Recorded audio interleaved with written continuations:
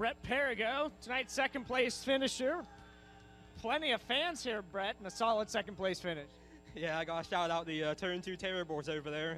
They're all a bunch of good guys to hang out with, talk to. I really like them.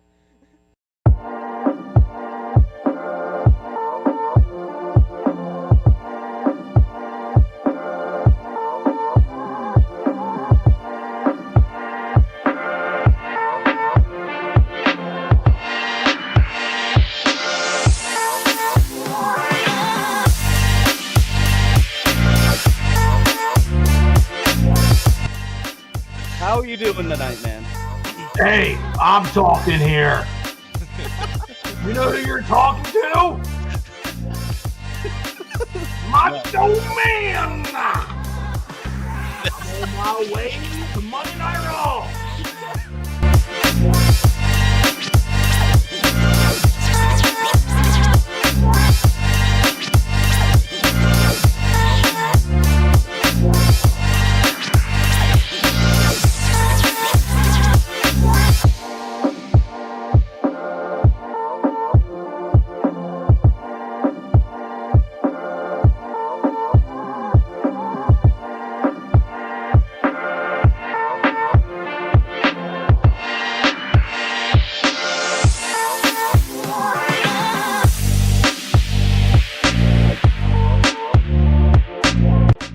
How do I want to answer the second one? Your choice. It's a trap. I feel like it is. I feel like he's setting up fights in the front stretch is what he's trying to do.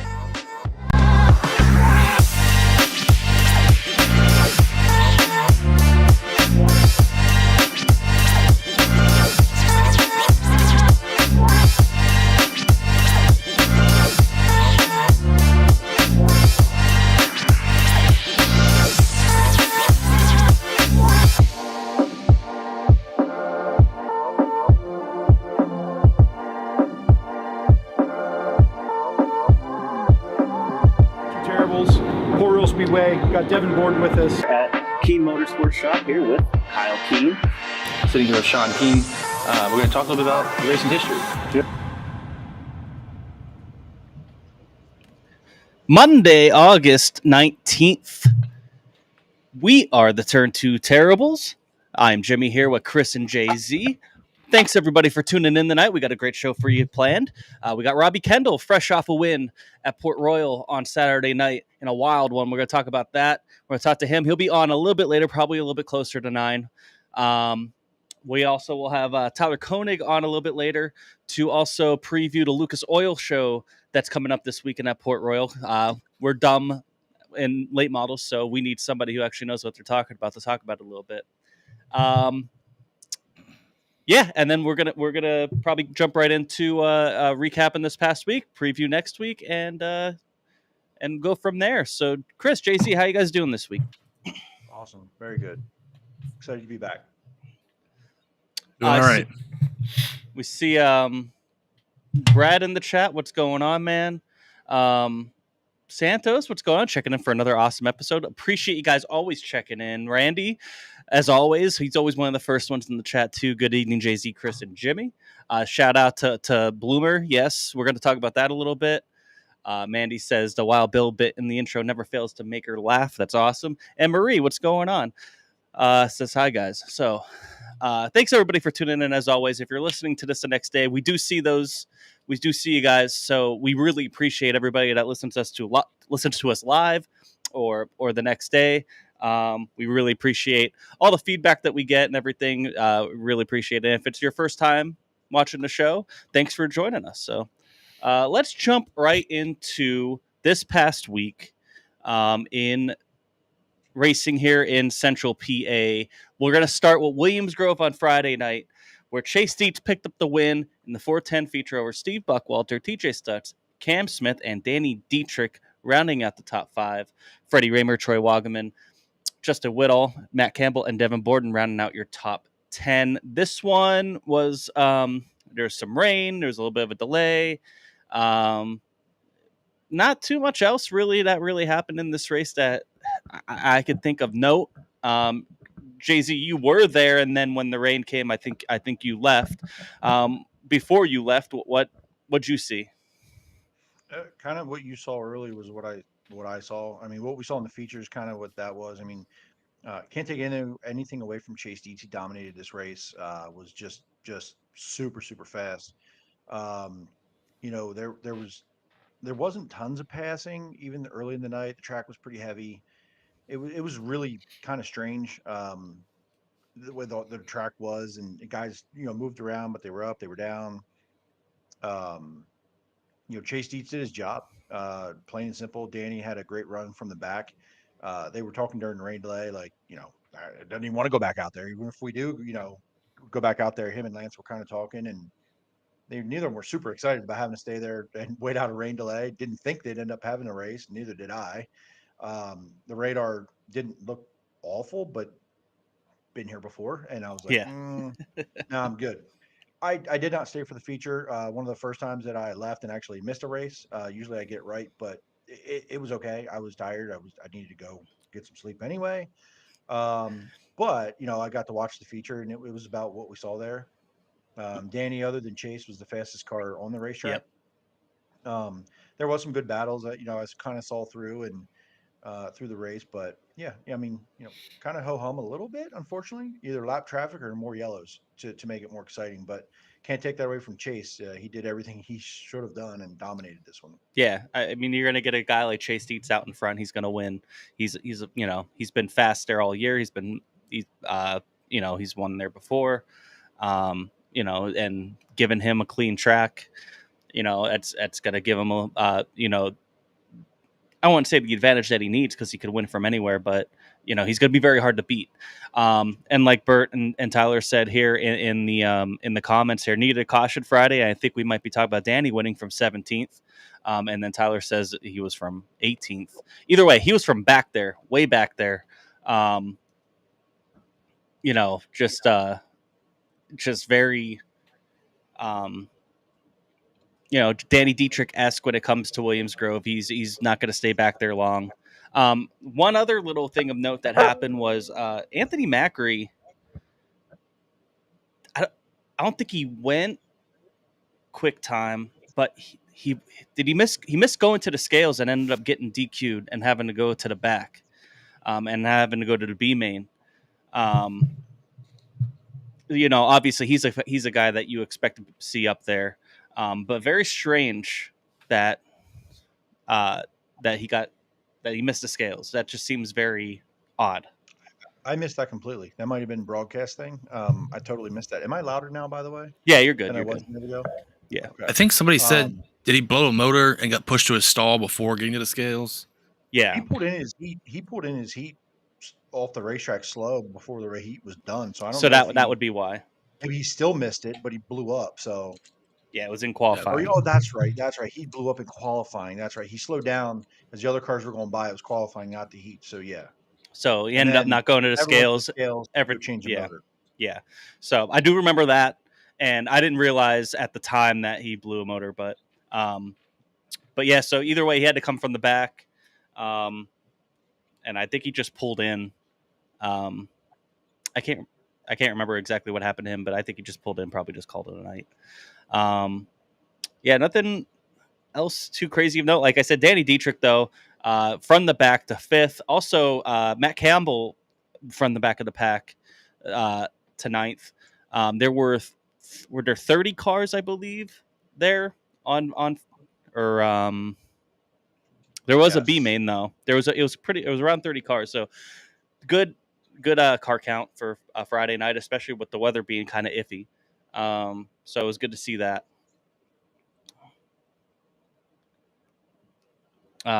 Tyler said he got flipped on the backstretch. I guess that we're talking about Macri here. Getting in with Lance, that's right. Lance also got into something on Saturday. We'll talk about that here in a little bit. Macri spun going into 3 in the feature. So yeah, just kind of none of us were really there.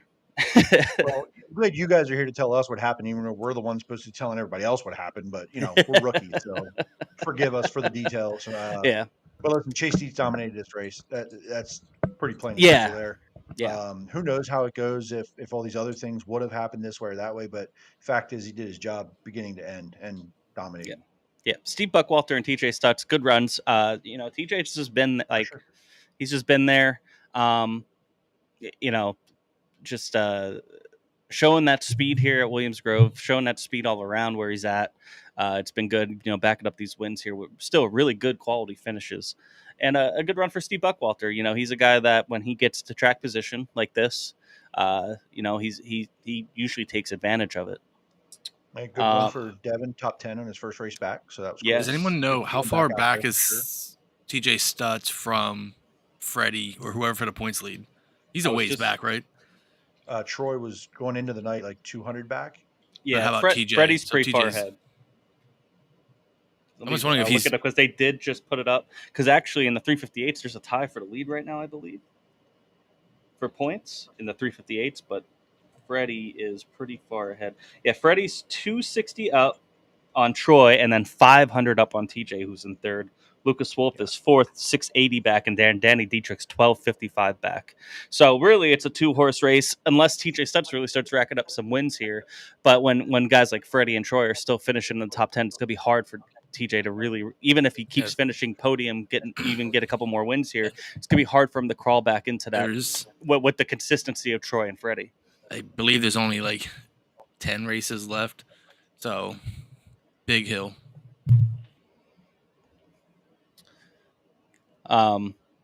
Yeah, and then like I said, 358 competition. I lost my notes. Oh man, I had a whole note thing here of all the.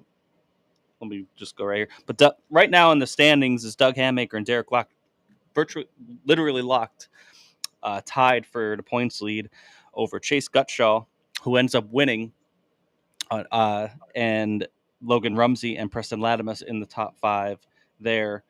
Your main results for 358s is Chase Gutshaw with the win. Shout out Gutshaw's Automotive, and then Chase Gutshaw there. Frankie Herr in second, Logan Rumsey in third, Cody Fletcher in fourth, and Scott Fisher in fifth. Derek Locke was ninth, and Doug Hammaker was eighth.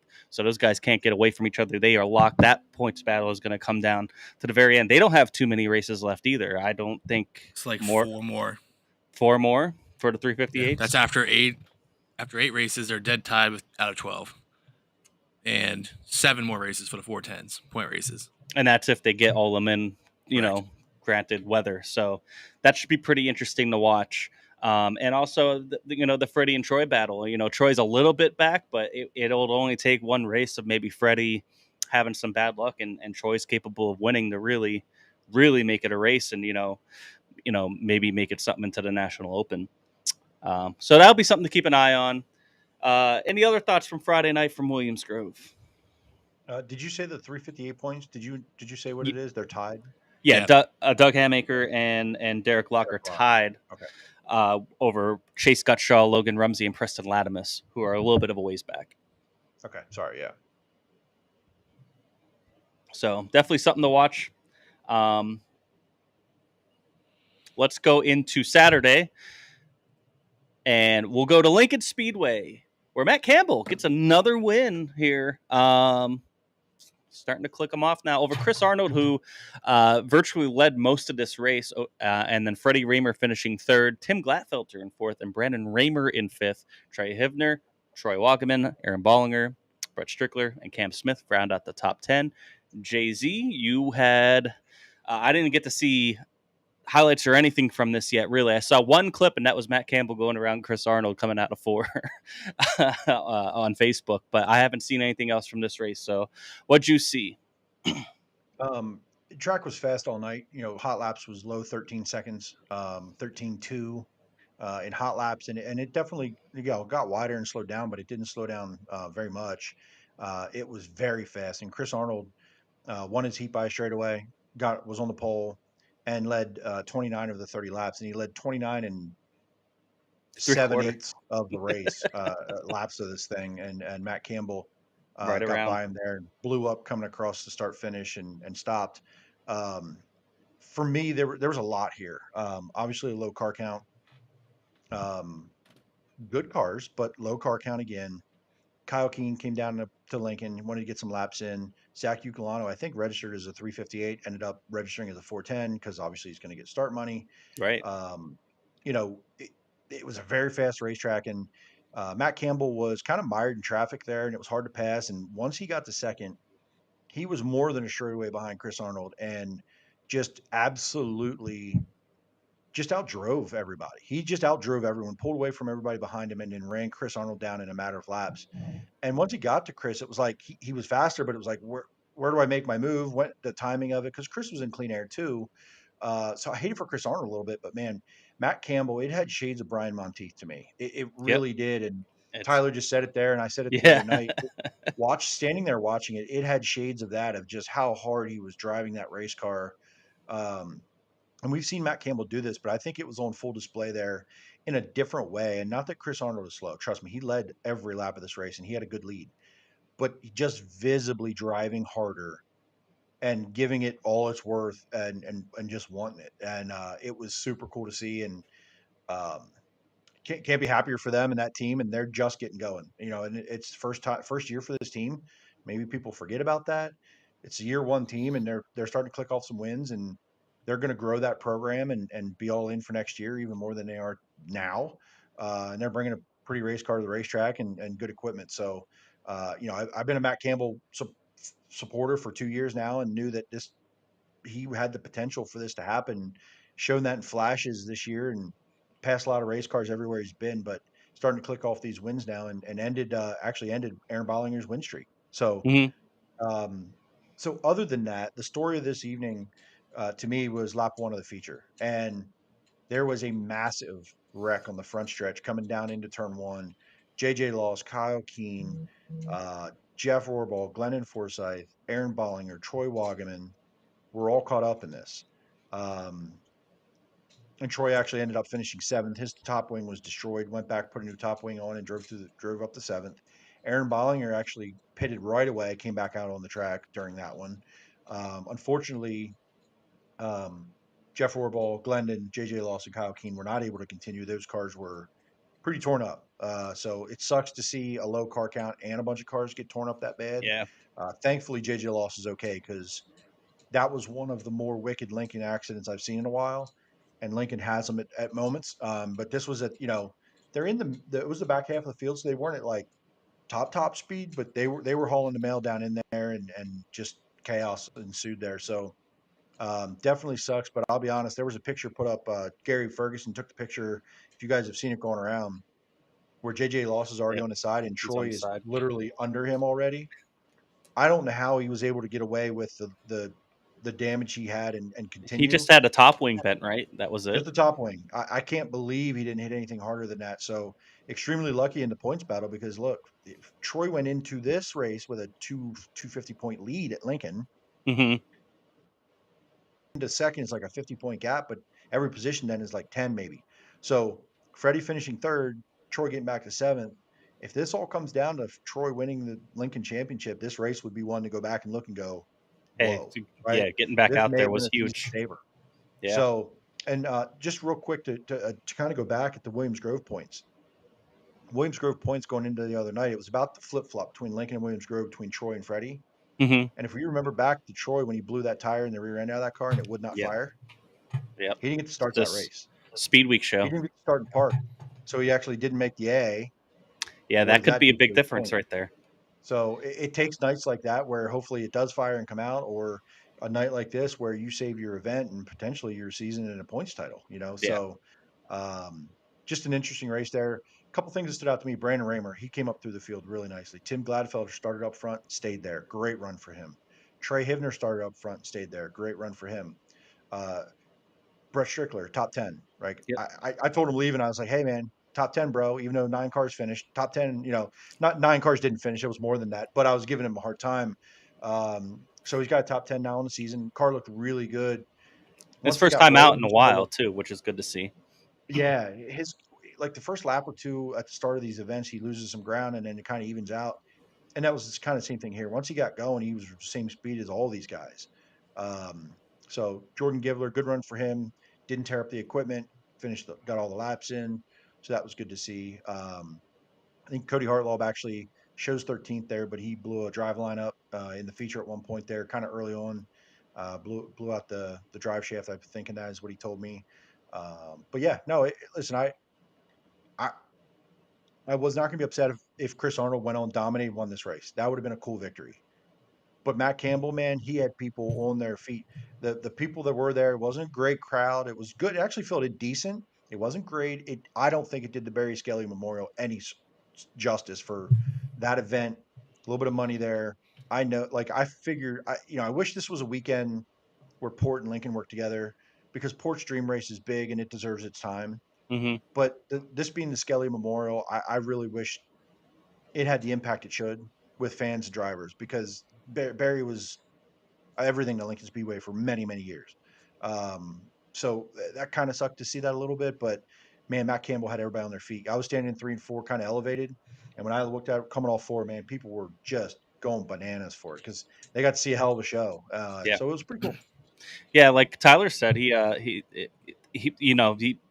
because I remember what you said as soon as it happened, you were filling us in what was going on there, and you're like, man, that looked like Brian Monteith. And Tyler said the same thing. Matt Campbell went Brian Monteith on the cushion Saturday at Lincoln, ran him down from 6 seconds back in 5 laps, that's crazy. That's you got to be on it to make up that amount of time. Yeah, it was impressive. It was fun to watch. So with that, Troy has a 60-point lead over Matt Campbell at Lincoln. Freddie's third. Wow. He's a distant third. So he's looking at 100, almost 235 back from Troy. And I'm looking through it here because Freddie has 32.10. Matt Campbell's a 33.85 to Troy's 34.45. And the other thing is, I didn't realize Freddie hasn't won at Lincoln yet this year. Yeah, he has not. I was just about to say that he has not won there. But he's been good, right? I mean, he's always looked fast. We know he's capable of winning. I mean, he got 3rd place here. But I didn't realize he was that far back in the points because he's been pretty consistent up there. It just looks like when he finishes in the podium, so do the other guys. And he's had a couple bad nights where he's got 100 points to their 200. And when he gets a big points night, they're either right ahead of him or right behind him. Both those guys. So it's interesting that 60 points, Troy Walkerman to Matt Campbell. That's wild. And then 100 points back, 100 plus points back to Freddie.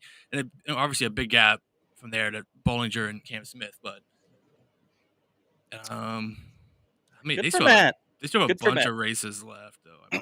I mean, we kind of knew Troy would be in the mix here. He'd probably be the biggest threat to Freddie. We knew that coming into the season, being in that 27 car, how good he's been at Lincoln, how good he was in that car right away. Matt Campbell was a guy that we knew that could probably get some wins, but we know how it was last year where he had a lot of bad finishes. Him being only 60 back of Troy just goes to show how great he's been every week. I know he's somebody you consistently talk about. Him and Aaron Bollinger, they're 2 guys that like we talk about a lot when it comes to Lincoln here, where they're the guys that are like, it kind of felt like they were the next guys right behind Freddie and Troy, but now as we're seeing this play out now throughout this year, they're the guys that are right there with Troy and Freddie and really making this, giving a lot of parity here at Lincoln. 6 races to go by my count. And it's kind of crazy. You look at Freddie's season. He raced 46 times. He has 32 top 10s in 46 races, 26 top 5s in 46 races. And that's where he stands in the points at Lincoln. Like, that's wild. Just looking at it, how consistent he's been without the wins, and the wins matter.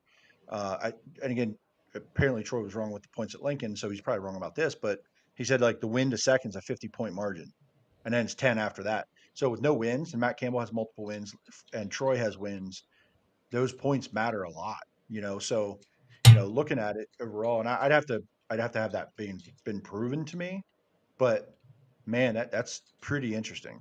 That does look to be accurate. I see 350s for a win, 300. It seems like when they finish second. So that works. So at least that part's accurate. And going back to something that you said about you wish Lincoln and Port Royal could work together a little bit more, and that's something maybe I'll save it for the preview a little bit. But from here on out, there's no really working together because everybody has their biggest races now. It starts to really pick up here. Kind of had a little bit of lull here right after Speed Week to now. But it's really going to start picking up here in terms of big money races, time trial races, a lot of that, and where it's like some of them kind of work together, but it's gonna get a little hairy where there's gonna be a lot of money on the line on some races coming up here soon, and they might only get a track, not saying just Lincoln, might only get 19 cars because of them splitting the field. So it's something interesting to think about. When we talk about tracks working together, do you generally do a good job with the big crown jewel events, but there's still like that second tier where it's still big events that they don't seem to work together on. And it's funny to me just because they'll complain about a half-assed crowd on a night where we didn't know if it was going to rain or not. You didn't know how it was going to be. I don't know. I have thoughts on it, but I'm gonna reserve them for maybe another time. Looking ahead, Lincoln obviously is no 410s on Tuscarora 50, September 7th. No 410s on September 21st. What happens? That is BAP's Gobrek Memorial. Okay, so that's just karts is the only thing happening at Lincoln. Yeah. They have their Sterner the week after, and then they have motorcycles there for the National Open October 5th. And then the 12th is Sealands Grove. That's right? World of Outlaws. And they have late models at Lincoln, no 410s. And then they end the season October 19th with 410s, 358s. Yeah. So for the most part, minus 31st, the prelim night for Labor Day Duel that they're calling it, would go against Fair Opener at Port. So I think that's two weekly shows. And that Fair Opener at Port has turned more into a late model show. With 410s. Let's back up a second though, because Lincoln has a 2-day show that weekend, right? Yes. Saturday, Sunday. And one of them is the makeup from Speed Week, the $20,000 to win Gobrek. So those nights back to back are $20,000 to win. Right. And so that Saturday is actually going to be the Gobrek makeup, right? The 31st. Yes. That's right. So if I'm Port Royal, I would find a way to concede my 410s that night. You don't need to because it's a late model event. It's a Butch Renninger, right? So that is it that night or is it Thursday of the Tusky? That's their last points event. One of those that week before Tusky because Tusky doesn't count for their track points. I believe it's just the Thursday before, maybe. Or it might be that event. It might be that Saturday, I think, because I don't think Labor Day Classic counts as that either. One of the two. I'm not sure. So it's sort of related, it'll be interesting. Though, the crowd thing and the car count thing. That next weekend there, Labor Day weekend at Lincoln with back-to-back $20,000 to win nights is really going to tell you what fans and drivers think of Lincoln Speedway in this moment in time. It's late August, September, what's going on this year, timing, parts, people, controversy, whatever the reasons and things are. I think you're going to get a really big indication of what the state of that 410 division is for 2024 at the second half of the season here, because I don't know if it has any repercussions moving forward, but I'll tell you what, if you have back-to-back $20,000 to win nights and you don't get the fans or the cars, that's not good. I don't know what it is, but it's not good. And I don't think that happens. I don't think that's been something last season. That Labor Day weekend deal wasn't great. Yeah, but Lincoln, it also goes up against until recently has never had these issues of car counts ever, that I can ever remember ever. Like Sealands Grove runs that Sunday, and last year they got more cars on that Sunday race than Lincoln did, and which was the one kind of wild, kind of like robot, whoa, right? So I mean, we'll see. I'm excited for those shows. It's a lot of money on the line, and they're big events. That Gobrek is all. I hated that got rained out at Speed Week, man. That was going to be a big one. I hated that got canceled. So looking forward to that for sure. But yeah, I guess we'll find out. Yeah. So yeah, I just think when we start talking about these, I don't want to call them like a second. They're not the crown jewel, but they're still bigger races. They're bigger than just a weekly show. And something that we saw with Beaver Dam today, I don't know if you saw that post, but they're going away from weekly racing. Doesn't mean that they're shutting down. They're just going away from weekly events. And I hate to say it, but I think a lot of tracks are gonna end up now in PA. We could still handle it, but I think a lot are going to start doing that, and that might be an opportunity where Lincoln runs 410s twice a month, Port Royal, and it would suck. I don't know. I think at some point, you do race too much, and maybe you could still run, but maybe give some of these other, maybe get the 358s more headline shows or something like that. Either one. I'm not just saying Lincoln. I'm saying Port Royal. I'm saying Williams Grove. Like whatever. I don't know. It's just an interesting thought, and it's going to be interesting to see coming up here as the end of the season approaches. Dave says, I think Friday. I think you're right. Friday, the night before the Tusky, is the last one. And the whole, I know it's snarky and we're sarcastic about it, but streaming kills attendance. That's not what I saw Saturday. So, right. Or car counts or fans. So there's something there. But I also am standing and starting to I've come around to this. I think we do have too many races in Central PA for the cars and the budgets and the people, and some can honestly do it all and some can't, and some are taking breaks whether they can do it. There's some taking breaks in the middle of the season even if they can do it. But I will stand on this that I've it kind of hit me is that if every event's special, no event special. So you can't make every event a special event and expect it to get a special event type crowd or car counts. $8,000 to win is more than the standard weekly show. I'm in. But is $8,000 enough to get the cars and the people to show up anymore? So is that worth it? Is it worth it anymore? Is it always the money too? It's not always the money.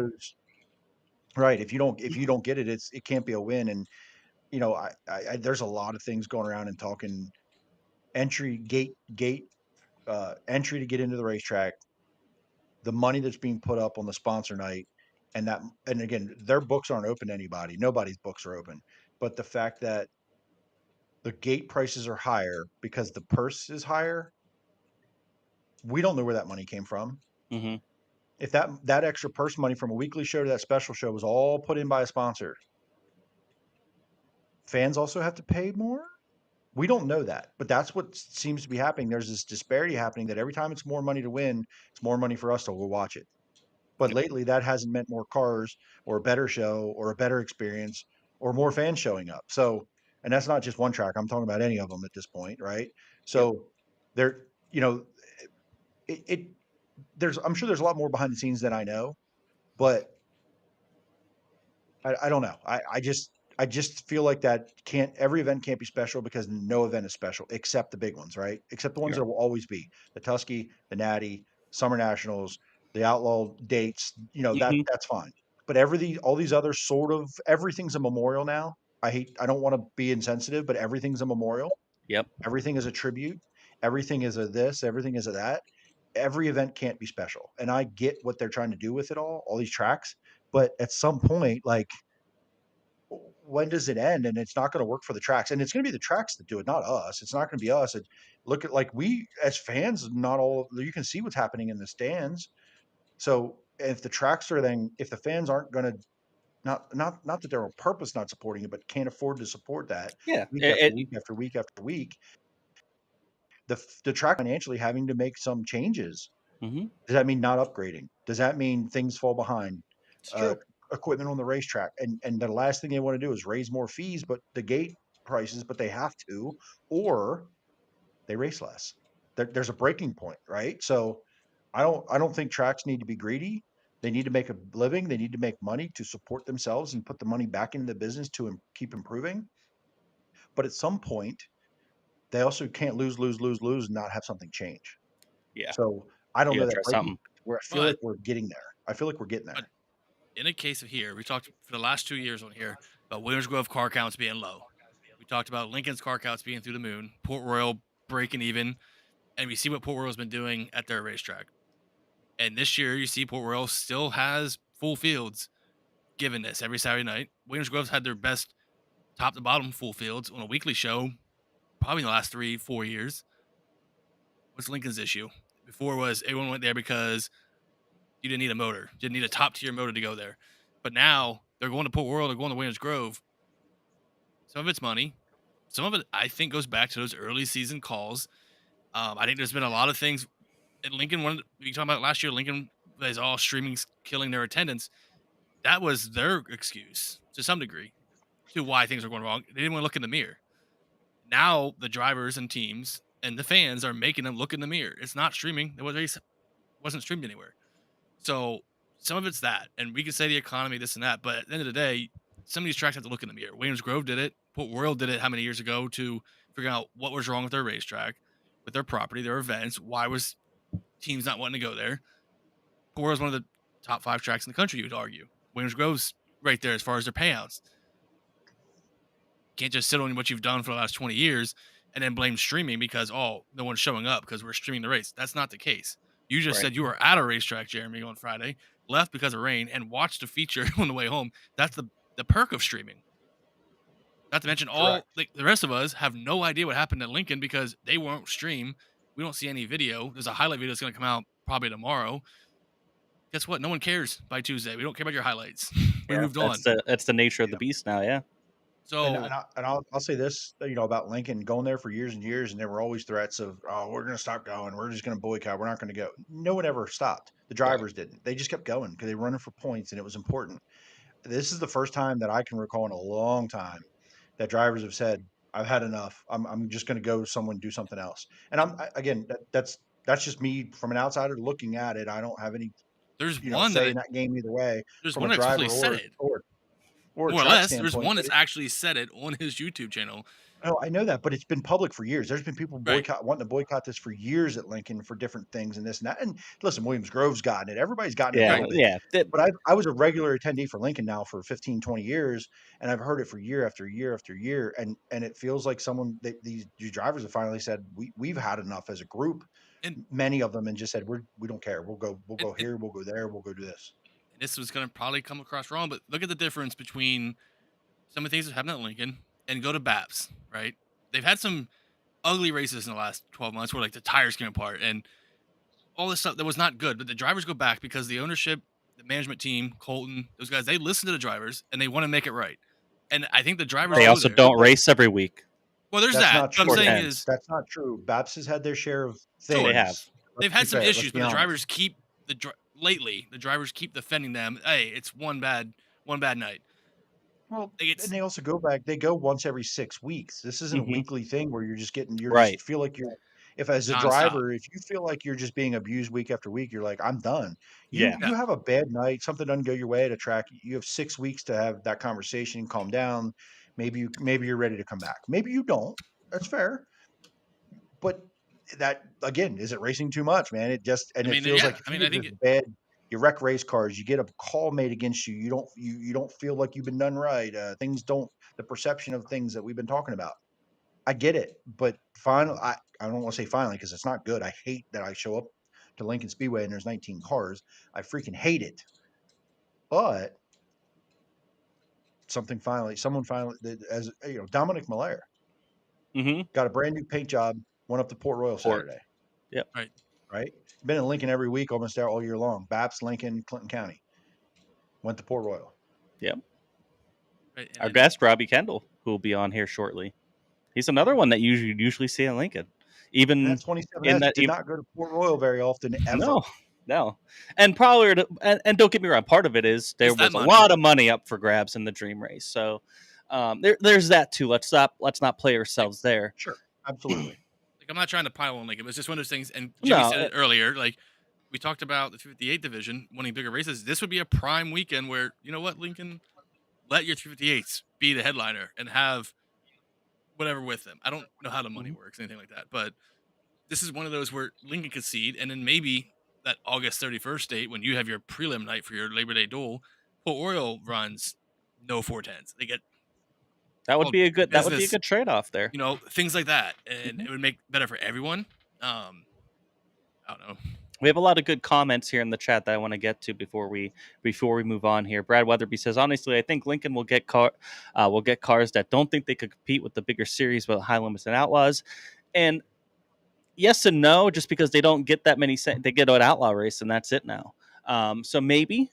But I don't necessarily think that's the case. I think it's more location and what they feel like is in their budget motor wise, maybe. But you still, it's a little bit easier on a motor than Port, but you still, once it gets locked down like that, you're still on it. You know what I mean? You're still using it. Randy Kopp says people fans I know are avoiding Lincoln because of official calls, controversy. Just saying, I'm not avoiding them. Daniel Lee says I could see a few of our local tracks that could go to racing every other week in the next few years. I was down in Mississippi to watch a USCS 360 race at Why Not last year, and I know a lot of those tracks down there, down south, race every other week. And that's what I was saying. It sparked my brain here a little bit with Beaver Dam and how we're always talking about racing too much. And I guess you want to hold on to that where you still have weekly racing every week. Hey, Saturday night I'm going to be here as long as the weather's good. And then if you lose a week because of weather, and then you have an off week, kind of sucks. But I feel like you could kind of flip flop it. You could do some different things where it doesn't always have to be 410s. I know 410s bring the money in, but you could highlight some of these other series a little bit more often. Brad Weatherby replying to Randy, I will say I am one of them just because you never know what to expect, but I've never been a huge fan of Lincoln. Bert says, need to pay more through the field. A lot of these purses are top heavy, which is true. Basically, they pay the same purses for all these memorial races. Somebody kicks in a couple extra $1,000 to $2,000. Oh, now it's 6,000 win, 8,000 to win. But the rest of the money is the same, so it doesn't necessarily give incentive for more doesn't cars that to go top there. dollar win money? Well, shouldn't that top dollar winning money though bring the best cars, not just guys that want to show up because the start money's good? Isn't that In the idea theory- to attract the best cars to your race to bring the fans? Because You only have one Anthony winner. Macri, But but you're Anthony not- Macri, Danny it's not Dietrich, enough. Brent Marks. Listen, you think about why that matters. Hey guys, instead of 800 for 34th, I'm going to pay you 1,800. You're going to get a couple more cars, but those cars that they're going to bring fans are going to be the Anthony Macris and the Danny Dietrichs and the Brent Marks and the Justin Pecks or the Rico Abreu or the whoever of the world of saying, hey, this is 20 grand to win. I understand the money through the field. I get it. I'm not insensitive to that, but that's why it's done that way, guys. Like, I get it. I don't want to offend anyone, but Joe Schmo deciding to pack up his stuff and take it to Lincoln because he's going to get $800 more to run 20th isn't bringing more fans to the racetrack. I get it. But that's the end of the day is we want the cars and the fans. How do we do both? Because you can't just have all the cars show up and no fans in the gate, right? Like it's But- got to be both. And the cars bring the fans, not And- the fans bring the cars. To your point, though, for these memorial or race like this with 6,000 to win, there's a number there that's not going to matter to a Danny Dietrich or to a Brent Marks. If they're not going to plan on running there, they're not changing their plan to come there for $6 grand, $7 grand, $8 grand, whatever it may be. I'm with you. And especially like a Brent Marks, Rico Abreu, Anthony Macri.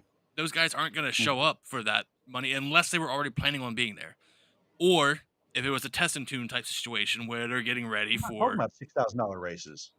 I'm talking like anything under 10,000 though at this point. Yeah. If you're not paying at least 10, you're not bringing in any of those guys that weren't planning on running it anyway. Yes, I agree. Or racing for points. Yeah, I agree. Yeah, I'm not disagreeing with that. So in a field like that, what's the difference between a 5,000 to win feature and a 6,000 to win feature when you don't pay out any more through the field? That's what I think the comments are saying at. And it also like the Kramer Clash, so 7,300 to win this week. What's the start money compared to a It's a weekly show? meritocracy. This isn't a participation trophy. This is a meritocracy. Go. But we be talk better about and all win the- more But money. each one Yeah, of these but- cars that drops off because it's not worth running there is Right. also fans are dropping off because there's only 15 cars there. Yeah, I agree with Chris here. That's why you get 19 cars, and that's why you get a 358 switching over on a whim to 410 because he's going to go get start money. You know what I mean? You avoid a 19 car field if you help pay through the field a little bit more. You know what brings people in? Full And field. that's how these guys get better, and that's how you promote to get more teams. Because if they can't afford it, and it's the same 3 or 4 guys always winning that extra $1,000, $2,000 $100 for 14th is not paying their bills. it helps. It doesn't hurt Paying them. their bills. I get it, but it's not paying their bills. And I just had this None- It's the conversation same, with but Carlos it's the same about argument None of that this that extra purse is paying any of their bills. and it's the Last same night, argument coach. that extra $1,000 to win isn't going to be a big deal for a big team. Yeah, but they're not coming to race for it. They're coming to race for 20 grand because they can. Which goes back to Chris's point. Right. They're I not agree. showing up anyway. They're not, Yeah. But for 6 grand, they're not. I mean, those guys aren't coming in for 6 grand. We all know that. It doesn't. That's not a relevant point. But my point is, these guys will bitch about a couple $100 not making enough through the field, but they'll go spend 50 grand on a motor. Like, okay, cool. And they Yeah. want to bitch about $100 more dollars. Like, go be better. You spend all the money to get your equipment. Go get better and finish 6th, not 16th. Go figure out how to get better to finish and win some races. I get it. I get it through the field. None of them are making money. Period. But nobody's saying I know they just wanna pay pay their- 24th an saying. extra couple $100. Right, that's what I'm It's saying. saying pay everybody bet more. You know what I mean? Break down that purse a little bit more. Something like the Sterner. The way the Sterner broke it down, the Mhm. first one this year did a good job. They had a big payout. It was like And it's 20,000 to win, but it's right? a special event, Chris. That is Right. a special event. You can't do that weekly. People are going to go out of So business. you could work on percentages though. If you're going to pay, No. hey, do whatever you There's want. so I much mean, purse it's to not my go job to around. promote the damn race. Yeah. I know that, but that's what I mean. If every race is special, no race is special. The Sterner was special, and there was a year's worth of work put into that to get that Sure, money through the field. I understand They can't do that but, for every week. right. But you're doing the lazy way of adding $1,000 to the winner's share just because it's a good Who said the marketing sponsor thing. of that race said, "I want to do that"? Yeah. I mean, And I you're not get going to that. turn down that money either, too. I get that. What I'm saying is, But you can't expect that to bring out extra cars either. right. It Is won't. that sponsor No, it happy that won't. only 19 cars and 20 fans showed up? Mhm. Maybe we got to change our ideology here. Do you want full Maybe they fields don't or do you come back want, next year. and then everyone loses? So maybe we got to change the ideology a little bit. Kind of back to the original point, right? It's not an easy solution, obviously, and I don't even know if it's necessarily a huge problem. 19 cars still isn't a bad car count, especially when you had 31 358s. You know what I mean? And you have guys, you have 2 touring series way out west. So My question I don't is, know. someone like Tyler, does he have the average car count for Lincoln last season? It was Maybe. 30, 32. Okay. So you've lost. You're way below average then, and you have been that way for a long time now. This summer. I was gonna say, I think last year every week they had 30 minimum. So something's changed. Yeah, something has changed. So we can say, "Oh, show up, race, or don't." Well, they're choosing don't. So figure out why. Good for Matt Campbell though. Take that extra money. Hell yeah. A lot of people just talking about officiating stuff. I don't want to keep harping on that. Brad also agrees way too much racing. PA, you can run 100 races a year, and there are some teams that can afford it. There's some teams that can only afford 30 to 40 races in their budget. Casey Hepler brings up an interesting idea. Need Lincoln regulars to beat Outlaws to interest people to go. Maybe, yeah. Maybe make some more names for these guys. But yeah, I mean, you don't get better either if you don't run enough. So it's a big balancing act. It's very complicated, and there's a lot of different sides to the story. So, for sure. Let's move on to Port Royal real quick, and we're gonna bring on our guest here. I see him hanging out in the back. He's the winner of the first feature. There's twin 25 features for the Dream Race, the Living Legends Dream Race at Port Royal. And Robbie Kendall gets the win here over Justin Whittle, Danny Dietrich, Austin Bishop, Mike Wagner, Devin Borden, Tyler Ross, Mike Walter, Lance DeWeese, Dylan Sisney.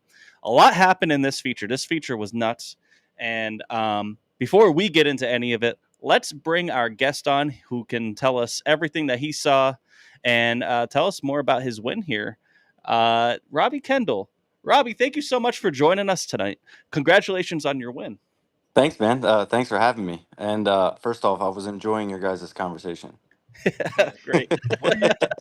I have lots of comments, but I don't know if it's the right time for it. Oh, it's definitely Fair enough. Listen, I would always hate to put a driver in that spot to make those comments No. because there's more at stake, right? We're just dummies that are fans. So I just looked at Saturdays, and I think I said this in my interview that 31 cars for, was it $1,400 to start, $700 to start both races is kind of shameful. So, but we'll just leave it at that. That's fair. Yeah. I'm with you, and that's a special event, right? I would agree with is. paying through and doing that work to pay through. Have a good winner share, pay through. It's a big race. It's a big event. It needs to be supported that way. I agree with that completely. Yeah, I think was Port's third biggest race behind the Weikert and I agree. I always said that too. Yeah. the Tusky. And I mean, they $25,000 went to a winner basically, or two winners, and yeah, I feel like they needed a little bit more support than what they got there Saturday. All right, so let's. I don't want to keep you here forever, but I'm intrigued. Oh, I I've been can watching talk you all race day. for. All right, all right. I've been watching you race for a while, for a lot of years, and really at Lincoln Speedway mostly. But I don't really know your whole backstory, and there's little Yep. tidbits in this story, hopefully that you tell. I want to stop and ask questions about, including your iRacing fame, Yep. because that was a thing during COVID, right? So, I give made me a a little bit good of amount of money doing that. right. So, it was a wild time in the world. It was wild. Like this, yeah. Anyway, but give us a little background. People that don't know you that well, or haven't seen you race in a while, or haven't kept up, or newer to the scene, may not know you or your history. Give us a little bit of background on your kind of your racing career, and um, a quick snippet of like the last 3 years. I Three want to say years. has been a little weird, but Yeah. let's go back and kind of where you got started. So I mean, my family's been in racing for a long time. I grew up around late models. So my grandfather owned a late model for 30 years. And then I got into racing, run quarter midgets, micros, and then ended up being in a sprint car. It's just a short story of it. And then we ran, I think 12, 13 might have been my first year. I think 13. I think we ran like one or two races in 12. But 13. And then we just ran Lincoln weekly, probably first 5, 6 years. And then we started branching out a little bit and until 22. And that's when money got tight, and that's where it is. That's where it is. So we ended up selling everything, and I've been sitting on my couch basically. I ran Plank's car 4 times last year, but just sitting on my couch watching every week. I love racing. I still keep up with it. My wife yells at me because I always got it on my phone. Um, but yeah, that's about it. So the last few or 3 years have been, it's been weird. 22 we ran, I guess, about 40 races in the family car, and at the end of the year, Pop and I sat down and he said, "Look, this is it," and we ended up selling everything there right after the National Open. Everything was gone. It didn't take long. Um, and then, yeah, so that's where we're at. So, and there were moments during that time, Lincoln Weekly to the end there, where there were flashes, man. Yep. Ran up front. And again, I tell this to our few listeners we have. I don't prep. I don't look at stats. I don't look at this ahead of time for guests because my memory is okay, but I like to learn these things that I don't know. So, the from when you got started in that 410 to the end, what Yep. wins, top fives, top tens? Do you have an idea of kind of the stats? I only had three, and they were all at Lincoln, and I think majority of them were. We won one handicap show, but everything else was, the other two were time trial shows. Um, the last couple years, probably from like 19 on, we mainly focused on time trial stuff. I feel like I can make two decent laps to put us in position to make the race and run halfway decent. Um, but I'm not a big fan of the handicap stuff. I think every week should be time trials. People spend too much money to start back there, so um, yeah, I'm team time trials. But yeah, that's about it. We 19, I think, was probably my best season. You know what I mean? We ran seventh in speed week points. Only ran 6 of the 10 races. Um, we just ran up front and we struggled. Um, it's a tough deal. It's not easy. So um, yeah, it's probably 1920 is probably about my best 2 years, I would say. And there was a time, like I said, I thought you'd pick off some wins over the years, here and there, and it's pretty wild to me. You were always a pretty popular guy around here for carrying Yep. Maryland flag colors on your car. It's a wild thing in PA. We're like We're big viciously family. loyal in Or PA, but you were pretty popular when you won the race. You have a lot of fans in the stands for running Maryland colors, even though that cars were badass looking. Yeah. Uh, yeah, where, where'd you gain all your fans from? Where do all these people come from? I have no idea. But the fam or the Maryland flag car, that was all my pop's idea. We're so if you know Marylanders, they love the flag. They love the state. They're big on it. And my pop wanted to do that. And Tim Fraker actually originally designed it. And then we worked with Aeronaut and came up with a secondary design on some other stuff. So that's where it came from. Badass cars. But you were saying about that 1920 time frame, and there was that one year where I felt like I don't remember if it was like the very beginning or when you got out that year, but you had a stretch for I don't know, a month or two where it was like you were up front, passing Yeah. cars like there, and then all of a sudden it was like a light bulb, and either I don't know if you had a crash or something broke or you changed cars, and it just seemed like it was just like poof gone. Am I I remembering that right? yeah, we wrecked a car pretty bad a couple times at the Grove, and the year that we were running really good, like our Speed Week stuff, I think the week after we wrecked a car at the Grove, and yeah, they're built the same, but it was just a little bit different. So um, yeah, that's about when that changed. And I had a couple of nasty accidents at the Grove that it's rung my bell a little bit, and um, yeah, So, let's talk about COVID a little bit in the iRacing because I know it because I was kind of in that world for sure, doing the photography thing, and before I even knew I owned a real camera, now I do. But what a wild journey that is to get into. But how did that come about? You were on iRacing. yep, You made the Pro Series at one point, the original Pro Series, correct? yep, yeah, yeah. When it originally first came out, I focused on it, and I'll never forget my first race. Um, so if you would have saw my original iRacing setup, you would have never believed it. Aaron Ott makes fun of me all the time. He's like, I don't even know how you race on that thing. And I literally had to push the steering wheel against the table unless it would fall off.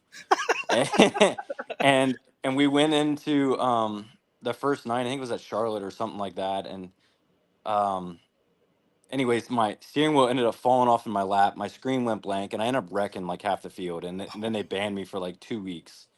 And I Oh, said, you know what? I ain't got time for this. I know what happened. Like it had nothing to do with anything like that. Right. Um, and then I just gave up. I didn't even think I ran any more races after that. But it was cool to be a part of. iRacing's actually a legit game, and it's very interesting and fun to play. I haven't, and to be honest, since 2020, I haven't actually turned it on. It's still sitting in my I, in my spare bedroom. I think there are a lot of people that way that really got into it and either and got into it short term and then left it. But some people, it Yep. really brought a lot of people into that world and have stayed. I was one of the early adopters of Dirt. I built a PC for Dirt because I was like, man, this is what I've been waiting Hmm. for, and kind of hung around since. Certainly don't do it like I did even at one point, but it was super interesting. So in COVID 2020, you also got invited to the World of Outlaw Invitational thing. So for Yep. anybody on here that's not that doesn't remember, NASCAR did this when everything was shut down. They wanted NASCAR was doing broadcasts of NASCAR Cup races on like Fox and NBC of Cup guys racing on iRacing. Well, the World of Hmm. Outlaws did the same thing. Sort of World, I guess it was Outlaw sanctioned, right? Or it was iRacing sanctioned. But Yeah. It how did you was get invited outlaw to that? sanctioned. Asking. uh, and then just I asked if I could do it, and they said, yeah, why not? And then when they did the TV broadcast stuff, they narrowed it down and invited me there because the first night I think we run second to CV, and that was actually a really good race. But yeah, so then that's how I got on the TV stuff. But yeah, I sent a message like, hey, can I join? And I think there was like ended up being 60 drivers that were actually in it. But um, yeah, that's how I kind of got in started. And the only time I would do it is turn it on to watch or to do that, and then I turn it right back off. Like it was just I don't know. Aaron I will tell you I'm cheating. Probably a lot of people, if they actually, nobody would believe that, but I do Yeah, because there's just people that way. And by the way, it turns out Logan Seavey is really good at that too. But Okay. on yeah, oh top of yeah, everything else, he's freaking good at. yeah. But He's a good race car um, driver. I saw an interview. How I wish I remember if it was Jeremy Elliott, maybe or a snippet of it Hmm. after this weekend, and it said kind of when you sold your stuff, made all the calls, all the calls, and nobody was Yep. really willing to step up or say, hey, come do this, come do that. You know, Nope. you want to race and you want to go do that. A- After all that time of doing it, and you still want to, did you ever have a thought of like, hey, if somebody did call now, I'm done, or is it just never? It's still at that fire burning at the same level it did the day you sold your stuff, and that's why you're back now. Or did you ever have that thought of like, hey, I'll be a fan, I'm okay with that, because you have a Um. family now, right? You have some young ones. Yeah, I got two young girls. I don't know. Racing's weird. So once you're in it, you're in it. It's hard to get out. Um, Probably at the end of last year, maybe through the middle of last year, I was probably about done. Um, but the little kid in me that loved racing wasn't ready to say no. Um, so then that's when I said, well, we'll do it all. We'll see what happens this winter, and if we continue to race, and or if I find something to go race, we'll go race. If not, then by the end of this year, if I didn't have anything, I was gonna say that's it. That's it. You know what I mean? I got two little girls playing sports and stuff now that, or growing up, and I love being around them, um, and racing takes a lot. So yeah, that's where I was gonna leave it, and turns out that somehow I ended up driving, and here we are. So Plank car a little bit last year, and Plank's had a few car people in and out of that. A little more stable this year, and your buddy Yep. Aeronaut actually back behind the wheel in the Plank car. So kind of a small world situation there. I'm sure there's some conversation. Y'all know each other, know each other. Yeah. But how does the 27S thing come about this year? Because that sort of had a deal, and then it had been kind of in and out. Some people with it. So how did that conversation come about over the winter, and what was the plan going into 2024? So probably about right at about mid-January, I just picked up the phone and called Stuart and asked him what his plans are for this year, and he told me that he had a driver, but he wasn't sure what if he could run every race that he wants to race, and I just told him like, hey, if that doesn't happen, like just give me a shout and I'll come put my seat in and we can go race. And about mid-May, I guess, is when we had that conversation. I think our first race, technically, even though we heard a motor, was the high limit race up at Port, and we were supposed to run like 3 weeks in a row before that. So, but yeah, that's how it came about. And his deal is we're just going to strictly run time trial races, and they usually pay the best, and it gives you an opportunity to put yourself in position to run up front. And so that's what we're doing. We're not running every week. We're just going to run time trial races between Lincoln, Port, and Baps, and see where it goes from there. So, I probably should have known this, and this will be it. I could let these guys talk for a minute because I just could do this forever. But this was the first 410 win for the team, correct? Yes. Yep. And this team's been around a minute. So, I don't know how long, like, I don't know your history with them, the team, and how close you are to them. But based on the post I saw, the like Monday, Sunday, Monday, even Tuesday, it meant a lot to them. And I know it means a lot to Yeah. any 410 owner who wins a race. But what was that victory lane like? I mean, for not just for them, but for you with them. It's been with your journey here the last few years, them getting their first time at Port Royal. I can't say you're a Port Royal pro or No. ringer. That car hasn't been at Port Royal that often that I remember. So has it sunk in yet? First and second, what was that victory lane like? I mean, to be honest, it hasn't sunk in yet. I'm still a little bit in disbelief that we actually won the Dream Race. But Victory Lane, it was weird because it was twin 20s. Like I was ready to drink beer after the 25 laps. Yeah. And you had to hurry up and get ready and let's go. Yeah, yeah. And Stuart looked at me. He goes, "Hey man, if things don't go well, you can just pull in and we'll celebrate now." And I said, "No, you know what I mean. We got a good starting spot here, and Yep. maybe make a little bit of decent, couple more bucks." And but yeah, I was ready to celebrate, and so it kind of delayed that a little bit, and maybe that's the celebration was a little weird because of that. Um, but very family oriented Victory Lane. Like they're some of the best people in the pit area. I got to meet them probably a couple years ago. Stuart always talked to my pop and talked to me, and he's arguably probably the nicest guy in the pit area. So I didn't know his wife at the time, and until recently, and she's a down to earth lady, and they're just good people. And they ran 358 with Adrian. They actually won a lot of races with Adrian in the 358s. Mhm. A lot, And a then lot. probably about 5 or 6 years ago, I think, is when they moved to 410s. And 410 racing is a totally different ball game than 358s. I don't care, even though they say it's just a motor. It's a totally different ball game. And they struggled, and then Crimes ended up getting in the car, and I think they had a couple good nights, Mhm. but never got a win till Saturday, and he'll tell you he probably never expected it was going to be a Port Royal.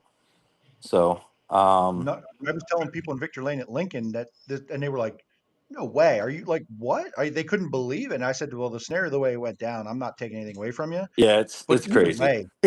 either way, like, hey, luck is the definition of when opportunity meets preparation. So you're there. You had to be in a Yep. position to do it. But I think everybody I was standing around was going, "Are you kidding me?" Like they were so hyped for you standing there at Victory Lane at Lincoln. Like I can't believe it, and also like, holy shit. Yeah, yeah. That race was the longest race I've ever been a part of. Hey, can we? Especially being a driver's speed, going to the lead, back off the lead. You know what I mean, and then back to the lead. It's probably the longest race I've ever been a part of. But yeah, so they're really good people. Stewart's probably like arguably the nicest guy in the pit area. So yeah, if you ever get a chance, just stop down and talk to him. He'll talk racing and all kinds of stuff. Let's talk Thanks, about Jimmy. let's talk about that feature a little bit because track was a little bit. I mean, it was heavy, right? Yep. I mean, it was fast. You know, it was what you expect when you hear the Speed Palace. You know what I mean? It wasn't up against the fence like Port has been over the years, but it was still pretty good racing. There still seemed to be multiple lines you could take. It was crazy though. It seemed like every couple laps there was a caution, and it was weird Yeah. stuff. First, Anthony Macri loses his hood. Have you ever seen anything like that? No, and I haven't, but I thought it was weird. I actually thought they were gonna let him keep racing, to be honest, and I couldn't tell. Like if I saw, of course, the left side of it when it ripped off, but I actually thought they were gonna keep racing. I didn't realize it ripped the whole thing off. Um, Yeah, so I've never seen that, and I Yeah. guess a big old clump of mud must have hit it or something and broke it apart. Um, which that doesn't surprise me, um, with how fast the racetrack was and a couple ruts, but or the cushion I should say, because he was up above it a couple times trying to get around lap cars when he caught them. But I've never seen that, and then we got the lead, and we actually really struggled on restarts, and uh, it just didn't take off the way I like it to.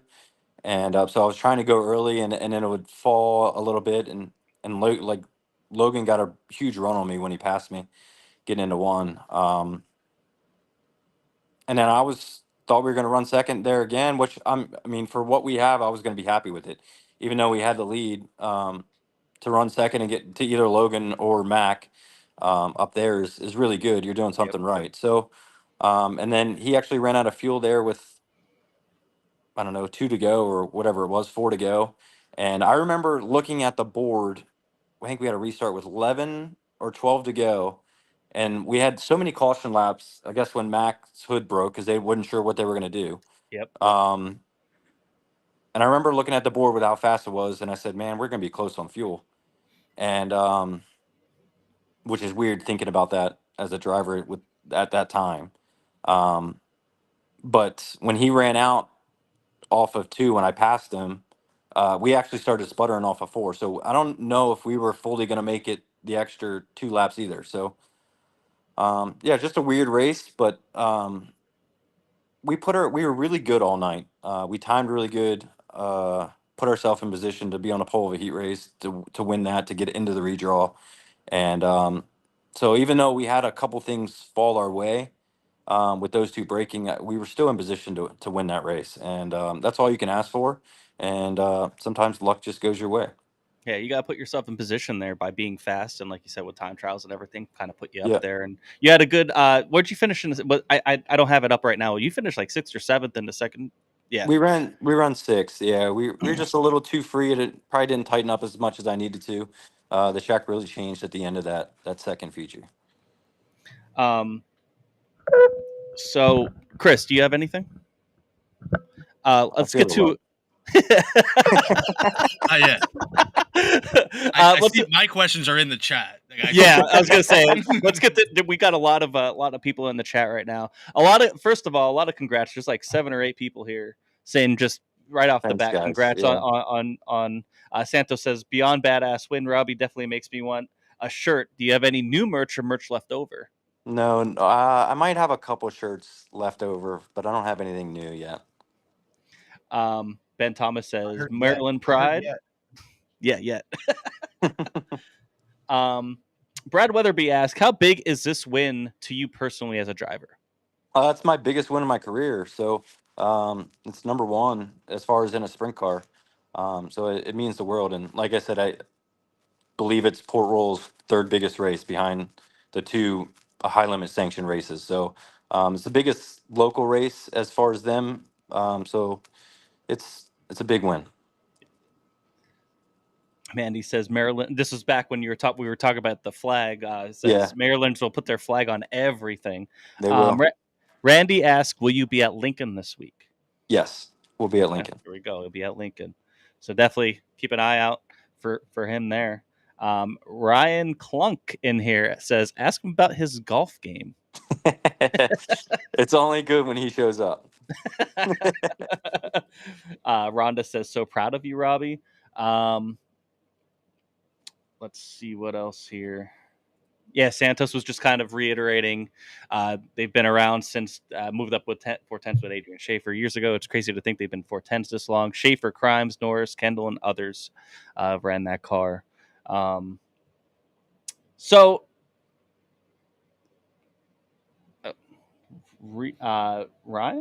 is that how you say it?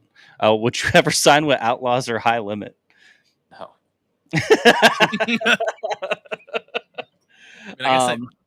That leads me to what I was going to think. So, Robbie, you get the win here. You wanted to race, but kind of okay with not racing. Does this change it for you looking forward? Do you want to go full-time racing, at least locally, or are you good with just running? I mean, I when you would go can? full-time racing, but like I said, I got a family, and they'll always come first. Um, if something's going on with my girls, racing's gonna come to a halt. You know what I mean? So, Right. would I go full-time racing? Yeah, but I care a lot about time trial shows. I at least, or I don't want, even though pill matters in time trials, but um, yeah, I just like time trial events, and I like setting up my own fate, if that makes sense. Fair enough. When you were talking earlier about, hey, you didn't know when you're just trying to get a ride. Did the thought ever cross your mind to maybe pivot to a different division? Maybe something different that maybe either you could get into a ride, or maybe that was maybe a little bit more affordable than a 410. No, No, to be honest, it no. was gonna be 410s. Yeah, I want to run. I like that 410s. energy. That's I had one guy ask me if I wanted to run a 358, and sure, would I? Yeah, but no, I want to run. I want to compete against the best, and that's where the best drivers are, and it only makes you better. So that's where I feel like I need to be. Something sort of off topic, and it didn't hit me until we were thinking about it. You're friends with Danny Dietrich, correct? Unfortunately, I know you don't like. Nobody watches this, so nobody out there will have to know. He's actually the first one that came and congratulated. I think at the time he was more pumped than I was. That's awesome. I saw it. I was in yeah, victory lane. I'm like trying to take a picture, and I'm like, I see Danny came up right away, and it sparked my memory of like you guys are close. But I remember you had some epic Twitter banter back in the day. Am I right on this? Probably. I don't remember. Because like it was almost like you like jabbing at each other, but you're friends. Yeah. Like taking shots. It was like that was prime Danny Twitter at that point though too. Like he was going after everybody, World of Outlaws and you and all these guys, man. I missed that Twitter Danny, to be honest with you. Yeah, Danny's calmed down a lot, and I haven't seen. He actually just texted me this morning. He's like, "Hey, we need to go golfing," and for guys that don't know, I love to play golf. I just about every Sunday I'm on the golf course. But yeah, so we've been friends probably since I started racing, and he's always been a good friend to me. Even though he gets a lot of hate, he's actually he has a good heart. He's a really good person. So he'll always be straight with you. I haven't seen that other side. If people think he has that other side, he's just a good dude. So 2024, you got this kind of thing going. Obviously, I don't want to say you're going to be disloyal or you're not going to do whatever, people that give you an opportunity. But in 2025, over the winter here, right? If all things stay the same for next year with the 27, let's say, hey, we're going to do the same thing next year. We'll do 10, 12, whatever. But somebody calls and says, hey, here's what I'm thinking. Like you said, you would do the full-time thing if somebody called, but what are your, I don't want to say this to disparage anyone, but It's the trap. is there an opportunity in a 410 that is, say, a full-time car that you would be like, I'm good? Is that opportunity now? Again, this is all super hypothetical, but is there a situation where somebody would say and you'd be like, nah, I'm good? No, I don't ever think I'd turn something down, but I'm happy with what I'm doing. I'm around great people, and um, 2025 is a long time away. Who says to no? Stewart's not going to fire me next week. You know what I mean? Never know. But we have seen some shit. I mean, I watch it. I look at the Ricky. I don't know what the whole thing happened with that, Ricky Thornton Jr., yeah, but that late model that stuff, that blows wild. my mind. So, but I don't know. I live life day by day. So, um, if it happens, it happens. If not, I'm content with what I got in life, and we'll go from there. Uh, Jimmy, I love the fan question here from Tyler. yeah, first, Chris Shuttlesworth Oh. says Robbie is my favorite iRacer. And Tyler Dude. asks, what would it mean if you could get a sprint car win at Hagerstown being a Maryland native? Didn't mean the world to me. That's where I grew up. I went there every weekend when I was a kid. Grew up or raced at the quarter midget track right next door, and Pop owned a late model, and I went there, and like Gary Stoller and Denny Bonebreaker are my heroes. So I didn't know much about a sprint car when I was a kid until 2012, 2013. I think it's a shame you don't get one opportunity a year to win a race at Hagerstown. There should be more. Yeah, Even I though look at I look at Alan Sagan. He has his dad's race, which he does a really good job promoting it. I tell him all the time that he needs to add 410s to that because he could pack that place, in my opinion. yeah, and we're just down here talking about racing too much, but that's a track I think almost always puts on a great show in the 410s. The Speed Yeah, Week year after year lately has been phenomenal. Logan kind of stunk it up this year, but the years couple past with Brent and Danny and Anthony really put on some amazing shows there. I would love to see it get another date or two or three. Three might be too many, but even one or two more. I don't know where it fits into our schedule, but like I was saying, but I think there's an opportunity there for sure. And I was impressed. I went there for the first time as in this capacity. I went there 20 years ago, but I went this yeah. year. Even though it was a million degrees and 1,000,000% humidity that night for Speed Week, it was awesome. It was a great Yeah, experience. I can't wait to go back. the place always races good. In my opinion, sometimes it's the best race during the week. And I think Stuart and I were talking the other day, and he loves Hagerstown as much as I do. So um, we thought about maybe like Knoxville, like Clinton County does. Like they have their races when there's some big races going on out west. When I think our other tracks should be shut down to support those big races. But if some guys don't want to do that, have a $5,000 to win race at Hagerstown. The cars will come. You know what I mean? Pay 5,500 to start. They'll be there. So that's what I think they can squeeze a race in. Um, but who knows? I don't own the place, so I can't say for them. I think Same. that's the way we say racing too much. I think we mean 3 tracks probably race too much. There's enough other tracks out there that can, Sealands Grove, Hagerstown, Path Valley, Babs, Clinton County. Those kind of places would be cool. And those Kings Royal, those Knoxville weekends, and something That's different. yeah, I think they would be the perfect time. I think give your other tracks a break and let somebody else have a race or something. No points But races, just money. yes. Last one for me from just as just a racing format standpoint. What are your thoughts on the timed hot laps and group timed hot laps? What are your thoughts on that between that mix between no time trial and single car type time trials? What are your thoughts on that? That's been Uh, becoming more popular here recently. I guess a couple years ago, Lincoln did 4 at a time. We ran hot laps. I think we should run hot laps, in my opinion. Especially like if you go there and you're struggling and you try something new, it gives you a chance to work on your car a little bit. So, but I think Lincoln did the 4 at a time there for a while, and I actually like that. I like single cars. I like going back and watching videos. Sometimes when there's 4 at a time, you can't go back and watch your car. Um, so even though people might think it's boring, you actually learn a lot watching it. So single cars is probably always be my favorite, but I think instead of just the hot laps, I think we should do 4 at a time if you're going to run it like that. Yeah, I don't disagree. I think if you have the big shows, do the single car. But on the Yep. weekly show, if handicap ever truly went away, the group some sort of time trial hot lap scenario.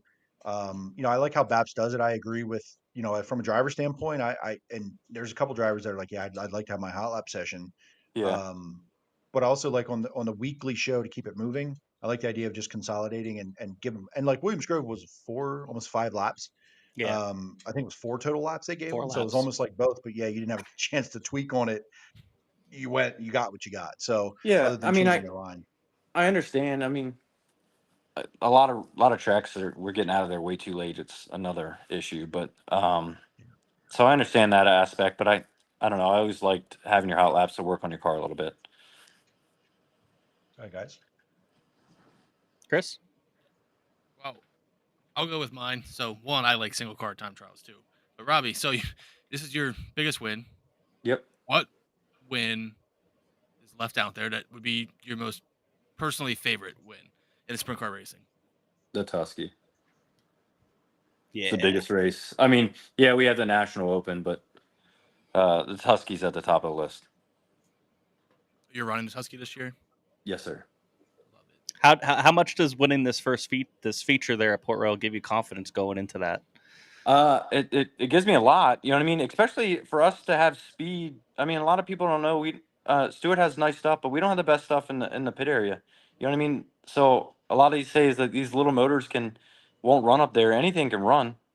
So it's just you got to work on your car to get better, and we've been working on our car because I guess technically it's my 6th time in this car because I ran Westbrook's 1 this year and we blew up the first night. So sure, I've been in a car 6 times, but it really our 5th race. But Right. we haven't really been good. We're decent at Hagerstown until something happened, but we learned something the last Speed Week race or high limit race in the B that I like to feel the car, and so we just showed up there with that and tweaked on it a little bit how heavy it was, and we were just able to put a good laps. And for us to have a car that's maneuverable and I know what it's going to do, of course it gives you confidence going into the next race. So it gives me confidence going into Lincoln. But who says what we did at Port is going to work at Lincoln? It's probably not, but you never know. You said this was your Did you 5th say the 1W blew race? up? Yeah, I love John to death, but Yeah. Same. yeah. Same. But So Robbie, your 5th race in the car, you win. Yep. Do you call Darren Pittman for advice on how to just jump in a race car and go fast? Or... I mean, you've been doing it you've been doing it for so long. I mean, speed's a factor, being in race shape's a factor, but it's like riding a bike. These You know other how to, guys, like Larson's, like I got to race 100 times a year to be fast, and you're like, nah, yeah, but I he's can a just jump different in a race car animal. and go vroom. Yeah, he's a different animal. He's way above everyone else. But yeah, and Pittman's he's always been a good race car driver, so he's been doing it for forever. I was at the Grove. I think I was racing John's car that night when Pittman smoked everybody. So his first night back in the car, and he looked like he was riding a bike. You know what I mean? crazy. So this one will be a tough one. You may have to go back in the memory banks a little. But every driver, I don't know if you've ever watched our show, but I ask every driver this. You're going to name me 2 drivers. Somebody you love racing with. It's fun. It's great. You enjoy it. Somebody who's a pain in your ass to race with. You don't have to dislike them, but somebody who's difficult. I called it the Ryan Newman, right? He was always hard to pass. He's just a thorn in your side. One of each. Who do I like racing with, and who do I not like? Can I just say the whole field, or do I have to specifically say? I mean, Anyway, I Might would bully rather you. you He's gonna give bully me you the with answers. the I answer. mean, look, we're trying to get ratings too, Robbie. Like, Yeah. oh wait, but before you do that, I'm going to let you think on that. Did you see the flow thing? Did you hear about what happened? Yeah, Shuttle sent me a message right after it happened, or tagged We me put in it your on our guys' post or something like that, and yeah, that's crazy that it went out like that. But Yeah, it was like unbelievable. perfect timing. You could not have more perfect comedic timing than that. It was like, oh, 3 cars, white flag, going to, and it cuts out. And then it comes back and it's like, and Robbie Kendall wins. It's like, all And it right, didn't cool, fade cool. in. It was sudden. Like it doesn't fade in either. It was like bam, sudden, and it was the music immediately. Like it couldn't have been better. But anyway, go ahead. Back to the yeah. question. Well, I went back and watched that race and throughout the night, and I saw they had some internet issues because it skipped a couple times. Mm-hmm. And that it just sucks that it happened at that time. But you go watch the highlight video; they still have it there. So yeah, they went back and showed it a couple times throughout the night. Yeah, just weird timing. Yeah. I don't even know who I like racing with and who I don't. I mean, they're all enemies. I like that energy. I mean, I guess I could say I probably like racing Lance because I learn a lot following him because I've been behind him so much. I don't know if I truly dislike anybody. I mean, or not like racing against anybody. Everybody races hard. Especially like you got Brent and Mac. They'll race you. You know, the guys that go out on the road and come back here, they'll race you harder because the guys out on the road race you harder. So there's not much room slack. They don't cut you no slack, and so I'd probably say that. But I don't. I hate racing against them all. I wish they'd all just move. So If that in makes all those sense. years racing the Lincoln, nobody just like cleaned you out. You've had a thorn in your side for it for years after, like Adam Wilt or, Nah. Just like leading them. I just said a random name. He's retired, right? He ain't gonna hurt his Yeah, feelings now. But like, yeah. there's been some No, big ones in like Lincoln over the years, I feel like me and Corey. I guess we always raced each other hard. I've sent him ballparked one time, and but we play golf on Sundays. So he actually just texted me the other day. He's like, "Hey, next round's on you." But so me and him raced really hard back when I first got started. But like I said, we weren't never mad at each other, even though I probably wrecked him one too many times. But yeah, I there don't you go. really, Close enough. I don't dislike anybody. I try to be friends and talk to everyone, and I never try to make enemies. So It's the you best never way to know when handle it. you never know when you might need somebody. So Love that. Jimmy. Well, we want to thank you for coming in, talking with us, and we're happy to see you win. Before we let you go, who do you want to give a shout out to? Who you want to give thanks to be able to get you to the track every week? well, first of all, thanks to Mr. Stewart and Miss Lisa and all their sponsors. So DL George, Dawson Machinery, West End Shell, Kreiner's Racing Engines, DMY. I think we had X1 race car, and Ryan's been a big help since because this is all new and it's the fifth time we ran that car, sixth time we ran that car too. So, and we've had a couple engine issues, and Clint and Bob have helped us out, and I got to call him back. He called me the other day and try to figure out our stumble, but yeah, everyone that supports that race team, because they wouldn't be racing if it wasn't for them. So and then of course my wife and my girls for letting me go have fun every now and then, and my grandfather and my dad and my stepdad that got me into racing. So if it wasn't for all them, I wouldn't be here. So just thankful. Well, we want to thank you again for joining us. Hopefully we can continue the success, and it's good seeing you back at the racetrack and being fast and competitive. Yeah, thanks, guys. If you ever want to talk racing, shoot me a message.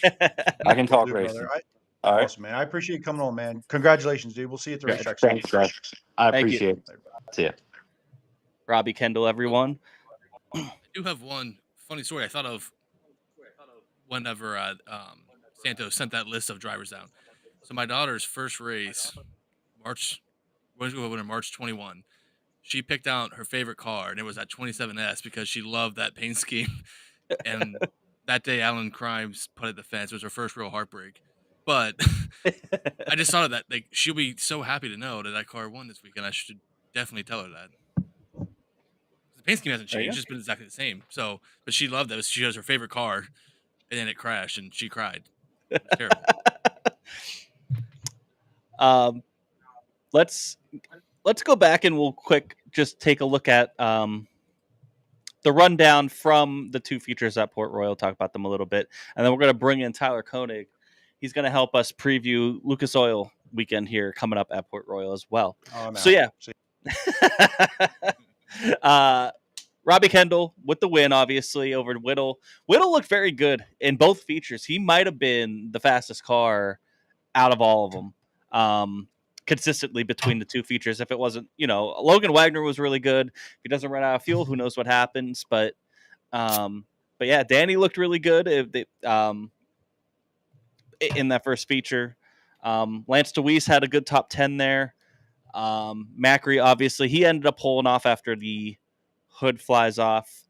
Yeah. And then the second feature goes to Mike Wagner, who was another one who looked really fast. He finished, where did he finish in the first one?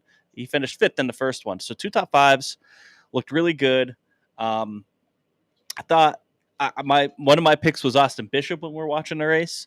He looked pretty good. Whittle gets back-to-back second place finishes. Devin Borden, who started on the pole, gets a top 3, and Logan Wagner was able to get 4th place after running out of fuel in the first feature. Tyler Ross there with the top 10. Michael Walter 7th. Blaine Heimbach, Dylan Cisney rounding out the top 10. Lance DeWeese got together with was it Steve Buckwalter and Bryn Gone. Bryn Gone was on his side. Ended up putting those guys all out. And then Danny ended up having issues in this feature too, where he ended up having to go to the pits. Something terminal. I'm not sure if it was terminal or just mechanical or what, but can you go back to the first feature quick? Yes, I can. Yeah, Austin Bishop with a 4th and a 5th. Hell, 2 Yes. top 5s. That's awesome. Yeah, so I saw that. Mike Walter with an 8th and a 7th. Yep. Yeah, I think the invert was 7. I think for the second feature. 6 or 7. Walter was running top 5. I read his post. He was running top 5 and had that late caution and got shuffled back a little bit. So, shout out Mike Walter. He's lurking around. That win feels so close, but he's getting down to money time. So, hell of a time for him to win. Logan Wagner ended up charging back a little bit to 14th here because he had to go. It was like 3 laps to go, and he had to go back to the end there. He was really fast, of course, all night. I mean, that's not a surprise, especially with how fast the track was. He was just tearing through the field. But Justin Whittle looked really, really good in both features here. Second place in both. If you average it out and you did it like motocross, he probably wins the overall. But yeah, just second feature was a little bit more tame. Like I said, there's that one wreck, and Brandon Gibson said it was a steering issue for Danny Dietrich. So that was a bummer to see him pull off. But what can he do? Yeah, just cool. Go ahead. How cool is it for Mike Wagner? You get the win, first win in what? He didn't win it all last year, right? Had a broken back. Right, and he's been knocking on the door this year. He's actually been so good. He's leading. I don't think people realize he's not just leading the points at Port Royal. He's got a lead. Like, he is out there because he's been just a top 5 car every week. Even when like High Limit was there, he was up there. He's so sneakily consistent that when you go and look at the points then, especially now at this win, actually I'm wrong because the first feature was points. This was no points, but so obviously it doesn't help him out in the points there. But still, I mean, it's a win. A good paying win, $12,500. And I like that Robbie was. I love I didn't go this year, but the Dream Race is always one of the best races of the year at Port Royal. It is the 3rd biggest race. You know, I know you had the Hod Net and everything. You have the Speed Week races, but with the amount of money and time and effort that goes into this, they were battling the weather as well. I think Earl said they had 13 inches of rain there over a week and a half, and you could tell it was wet. There's only so much you could do when there's that much moisture, and especially with how humid it was, and there were some showers in the area. I don't think they got really any rain, but it was around. It was one of those weekends where you just go outside and it just felt like it was raining all the time because of how humid it was, and it being cloudy and everything. But they did a good job of getting it. It was still racy enough. It was fast. It was racy enough. I mean, it wasn't up against the wall like Port Royal, but shout out to them for still putting this on, even though with it being iffy and putting this much money out throughout the field. And like Robbie said, you made the feature. You made $1,500 to start, albeit 2 features. You still got $1,500 to start. So. Sure. And to your point, I'm looking at the points now. Mike Wagner leads by 220 over Logan Wagner. Yep.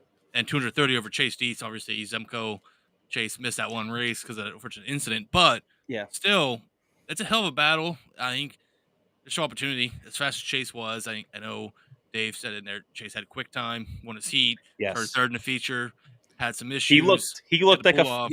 he looked like a factor in the first feature, and he had to pull off and actually right.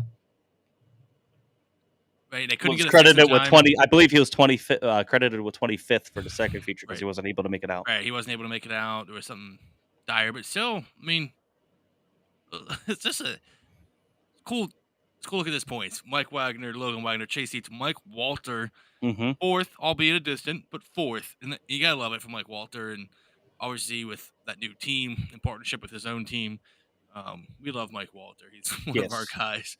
And Dylan Cisney fifth, like it's just cool seeing this list at Port Royal and Mike Wagner coming back from, they had their own issues last year with Hauler and getting hurt at the 50, right? That's when he got hurt. Yeah. That weekend. Battling back. You didn't hear much about him, and then here he is.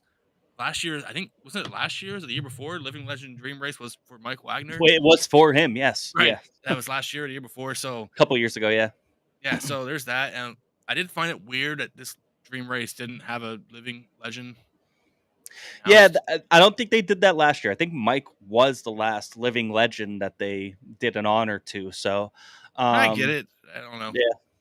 Because Lance DeWeese was it one year, I believe. There's a couple. I mean, there's Kaufman and there's different guys and stuff. But, I mean, yes, to Robbie Kendall's point, this would be, you take in money and prestige. They put a lot into this event that I don't think gets right. noticed. This is definitely the third one. The Hotnet, that Speed Week Hotnet show's probably fourth and closing, but this has still always been a race. It's been around 2007, 6, something like that. It's always been to me like the precursor for the Tuscarora 50. Yep. And that's the thing with Mike Wagner here with a 250-point lead. There's only about 3 races left for them. You got next week. Actually, you don't got next week, and we're going to bring. I see Tyler there. We're going to bring him in a minute. You got Lucas Oil there this weekend. There's no 410s there this weekend. You have 3 races. So then you got the fair opener.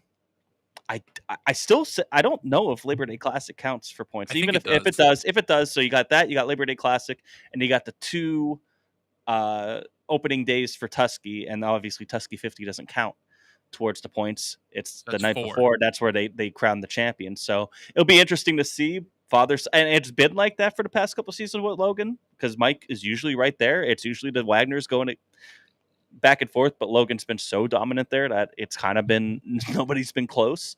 So it's going to be kind of fun to watch Logan be, he's going to be on it.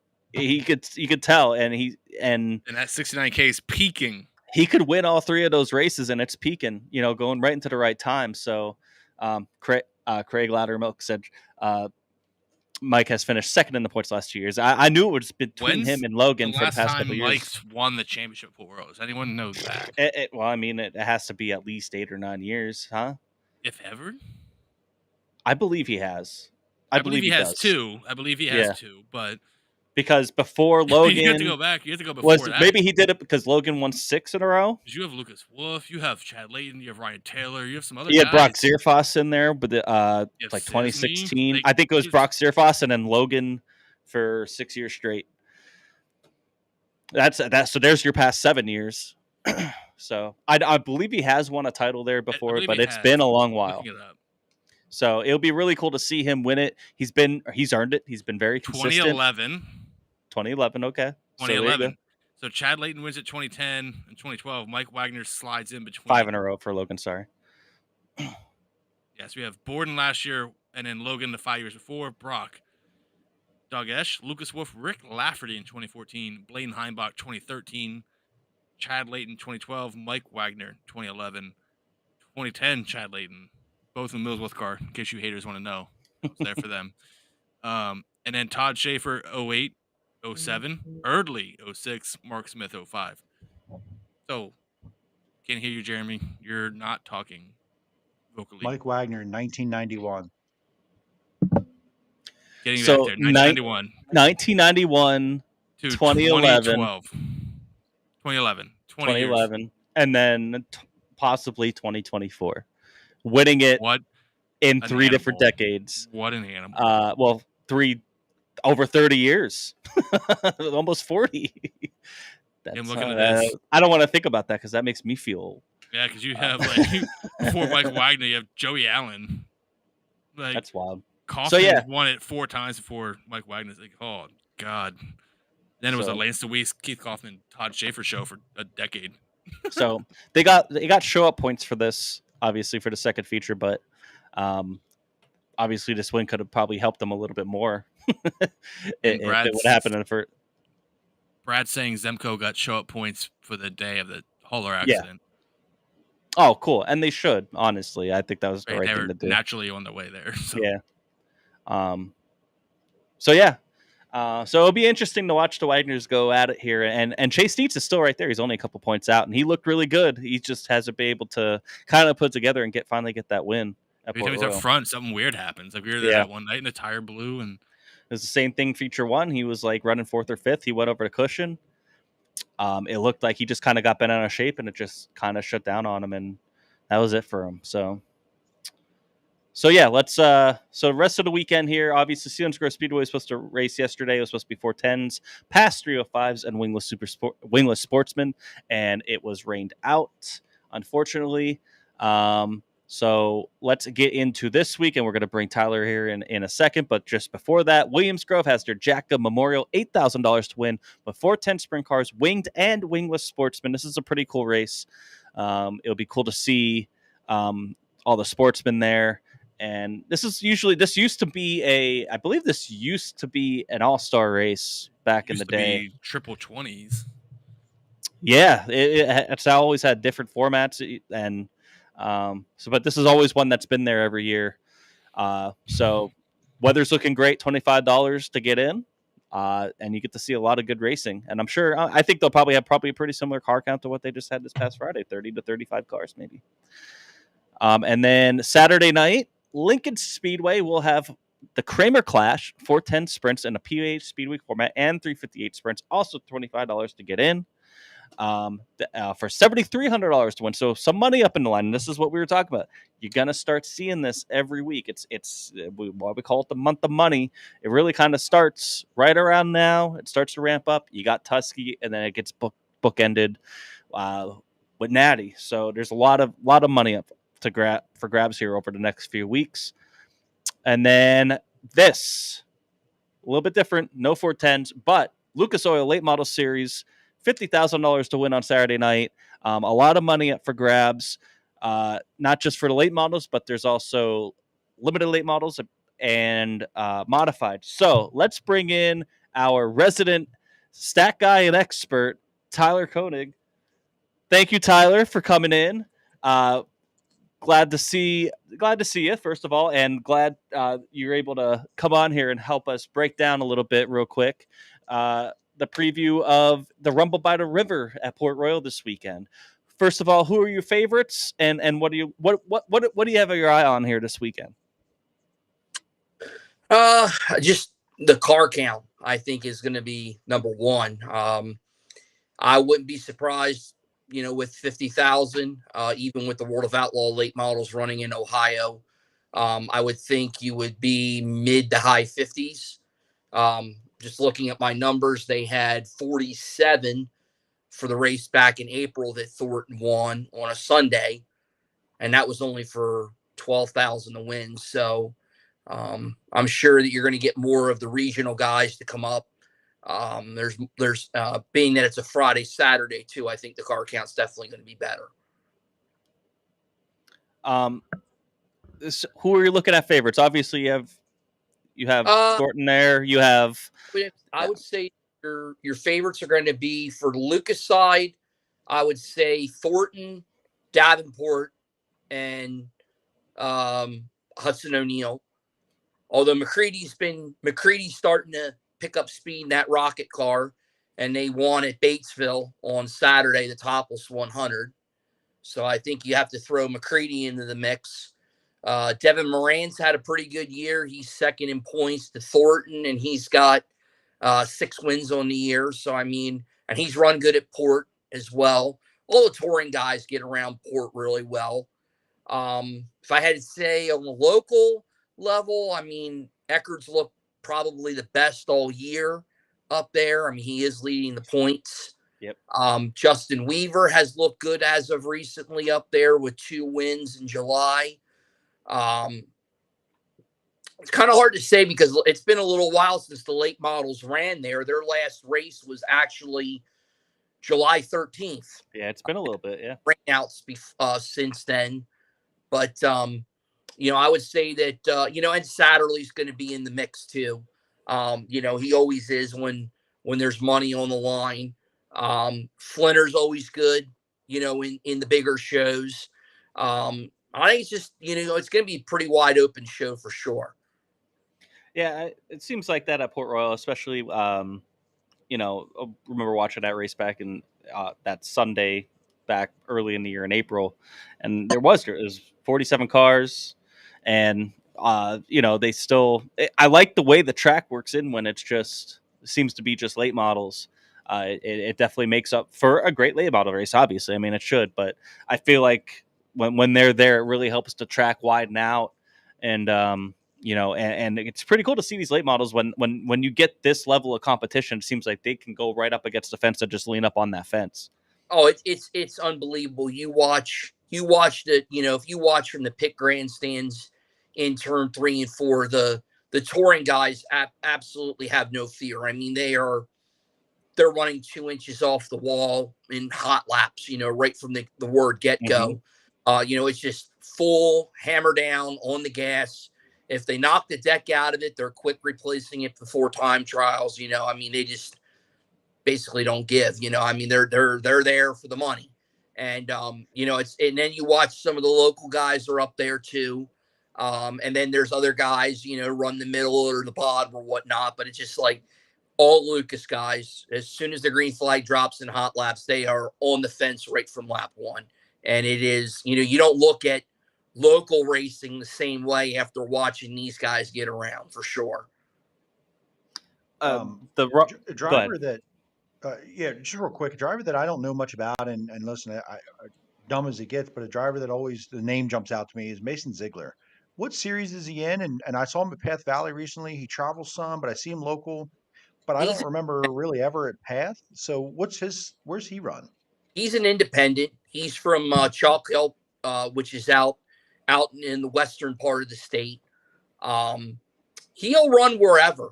I've seen him in the past go out and run, on the UMP Hell Tour in the Midwest. There was a time we actually just watched it. I watched the World 100 that Bloomquist got sent to the rear for and came back and won. Actually, Mason Ziegler was probably going to win that race. But he got together with McDowell when he was getting ready to pass Dale McDowell for the lead in the World 100 from 21st. And he hit the inside guardrail getting into turn 3 and knocked the front end out of it. So, I mean, he's run well at Eldora.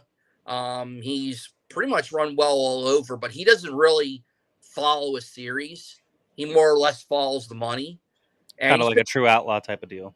Yeah, he's been running a little bit more locally this year. He's been running a UMP mod for Glenn Elliott a little bit this year. He won the Troutman Memorial out at Bedford in the modified last year for Glenn Elliott. So he's been dabbling with the modified a little bit too. So I'm almost certain he'll probably be doing double duty because they are paying $10,000 to win for the modifieds on Saturday. So I would suspect a very, very good car count for the modifieds as well Saturday. There's going to be some guys coming in from the Midwest for this money. Yeah, I was just going to say that because it's $1,500 to win for the modifieds on Friday, but then big payday for them on which modifieds. When you hear modifieds, you'll get 100 of them to show up for $500 to win. You get 10,000 of them or $10,000. You get 105 cars at Volusia for $1,500 to win. But then again, nobody else is racing in February, so that's why you get all that down there. I can honestly see modified car count in the 40s. If you get enough guys to come in from the Midwest, it looks like the weather's going to be decent this weekend. So, You know, I would be prepared for some invaders. You may even see a super late model driver or two jump in a car too. That's pretty cool. And then also you got the limited late models on Friday night. They're not racing Saturday night, right? It's just Friday night for the Ron Zimmerman tribute race, which is $6,000 to win. And that's huge for a 358 late model. When you consider that, like a 358 at Hagerstown, they're running for $500 to win most nights. And they get 35, 40 cars at Hagerstown. They're running for $500 to win. To be able to run for $6,000. I know Gary Stoller's going to be in a limited on Friday. And I think Rick Eckert is still going to run for Tommy Slanker on Friday. So you're going to have some limited, or you're going to have some super guys doing double duty on Friday too. That's what I was going to ask you. Who do you think maybe runs double duty? Because that's some good money, like you're saying. $6,000 is still $6,000. Mm-hmm. Yeah, that race this is a makeup from a rainout, right? This one. Yeah, that was in August. They were supposed to run it on August 3rd. Yeah, and they were supposed to headline the limiteds that night, and it ended up raining out, so they moved it to Lucas Oil weekend, which I think was genius. Because you get the limited guys to have a bigger race in the Lucas Oil shadow, and it can only help them guys because there's going to be a lot of people tuned in throughout the country to watch the Lucas Oil show anyway. Yep. I also think it's good because they could have very well just easily kind of combined it maybe with that Saturday fair opener show. That's a big deal for them. But they did it this way. There's also $500 to win fast time, $250 to win for a heat race, $250 hard charger. That's some good money there for the limiteds. But $17,000 in total up for grabs there just for the limited. So that's a lot for a limited. Yeah, and it'll be cool to see some of the supers to jump down, but at the same time, you kind of wanted to reward those limited guys that have been there grinding it out all year. Well, and here's the thing, being that it's a Friday night, I mean, you're going to get the Port Royal regulars, you're going to get the Brennemans, you're going to get the Hearts, and the guys that run up there, Lane Snook and all that, the guys that run up there weekly. You're going to get BAPS cars to show up. You're going to get Hagerstown cars to show up. You're going to probably even, for that burst, you're probably even going to get guys from like Winchester to show up too. So it's going to be a very star-studded field when it comes to limiteds. So I mean, it's going to be, hell, we might not be done till 2 or 3 o'clock. There's going to be a shit ton of cars there in all 3 classes. I was just going to say, I could see between all 3 classes on Friday night, you could probably have 125 cars, and that might be lowballing it. You know what I mean? Just there's going to be a lot of cars there. I would say mid-50s for the suit. I would say mid-50s. Yeah. I'd say mid-50s for the supers. I would say 40-some for the mods, and I would say your limiteds are probably going to be mid-40s. So, yeah, I would say 135 cars on Friday night might not be too bad of a pick. Yeah, they just and that's good to see because they're really been pushing the Lucas Oil show here, the 2-day show now. And obviously you have the $50,000 to win on Saturday night, which is that's good money. I mean, that would be one of, if it was a 410 race, that's one of the top of the year here in the area. So that's 50,000. That's I could think of about maybe 7 or 8 races that pay more than that for a super. Yeah. I mean, they just came off Florence, Kentucky 2 weeks ago that paid 75,000 to win. It's just a ton of money in the super late model deal. The next couple of weeks, I mean, they started at Cedar Lake was 50,000, then 75. Batesville was 50 last week. Port's 50 this week. Next week's the Hillbilly 100 in West Virginia. I think that's 25 or 30,000. And then you go right into the world. You go straight from the Hillbilly right to the World One. That's late model version of Knoxville National.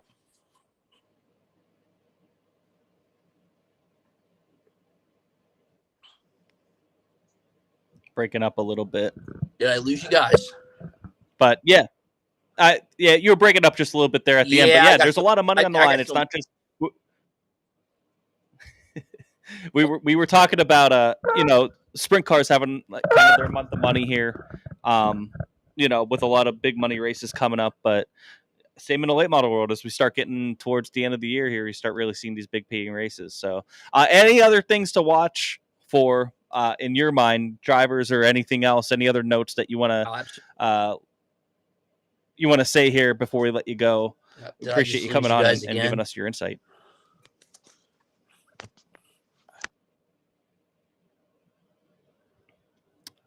I think we lost him. All right, thank you, Tyler. Over. No, late models modified. No, I'm just kidding. He's coming back on. Hold on. Hey, Tyler. It look better here. Any final thoughts, though, before we do let you go? All right, good. Nope, he has done. He's all out. He's talking, but we can't hear him.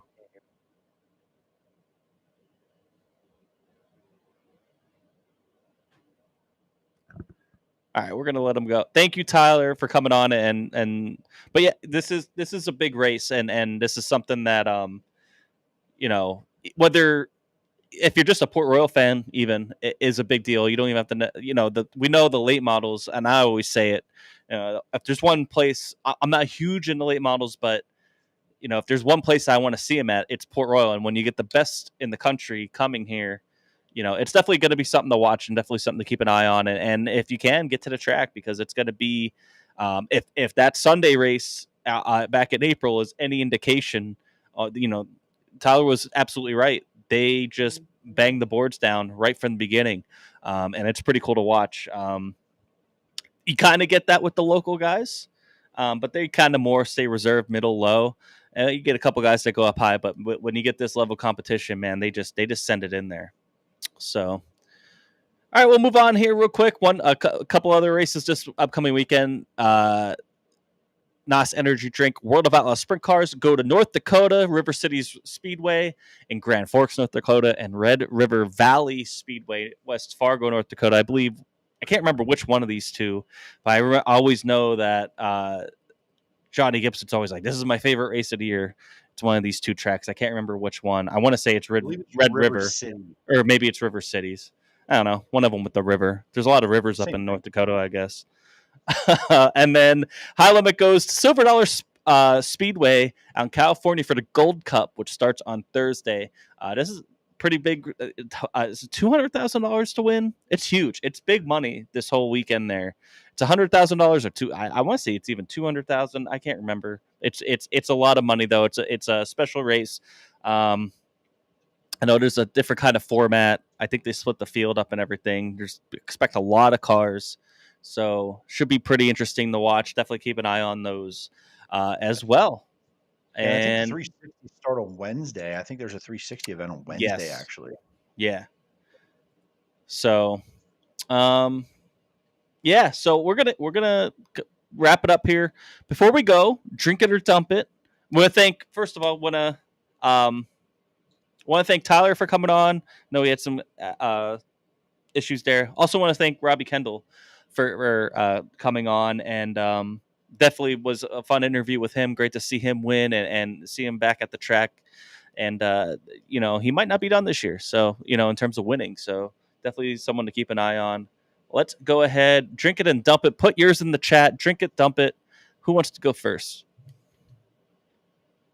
I'll go. I don't have anything of relevance, to be honest. I'll dump it for Chase Dietz. It sucks. I know it's weird for dumping for a guy that won on Friday night, but quick time, won his heat, set up well, starting third, and nothing goes right after that. That's unfortunate. That Zemco team and him, they've been fast all year, and every time they're fast, something weird happens. Something out of their control almost seems to happen. So dump it for that, and I'll drink it. I'll drink for Robbie Kendall and that 27S team. I mean, how do you not? And even Mike Wagner. Like, that's the dream race right there. Like, you don't, it's a dream. Two guys that haven't won a lot, at least lately, go out and win $12,500 in the third biggest race of Port Royal season. You gotta love to see it. Real quick, I do want to just I forgot. Sealands Grove does a Super Sportsman and limited lates on Saturday, and Big Diamond has URC 360s, and also BAPS has community night there on Saturday. So there's some other things going on too if you're in the area and can't get to Lincoln or Port Royal on Saturday night. Jay-Z, you want to go? This drink it is tough because I might just take up this thing of like, hey, friends of the show that won, because Matt Campbell, Robbie Kendall, we haven't had Mike Wagner on, obviously, but Chase Gutschall wins Friday night, Williams Grove. 358's Andy Best won his second 358 race of the year. He won at Williams Grove. He now wins at Lincoln. But I mean, for me, it's got to be Robbie Kendall, Chase Gutschall. Congratulations. My dump is that crash at Lincoln with JJ, Kyle Keene.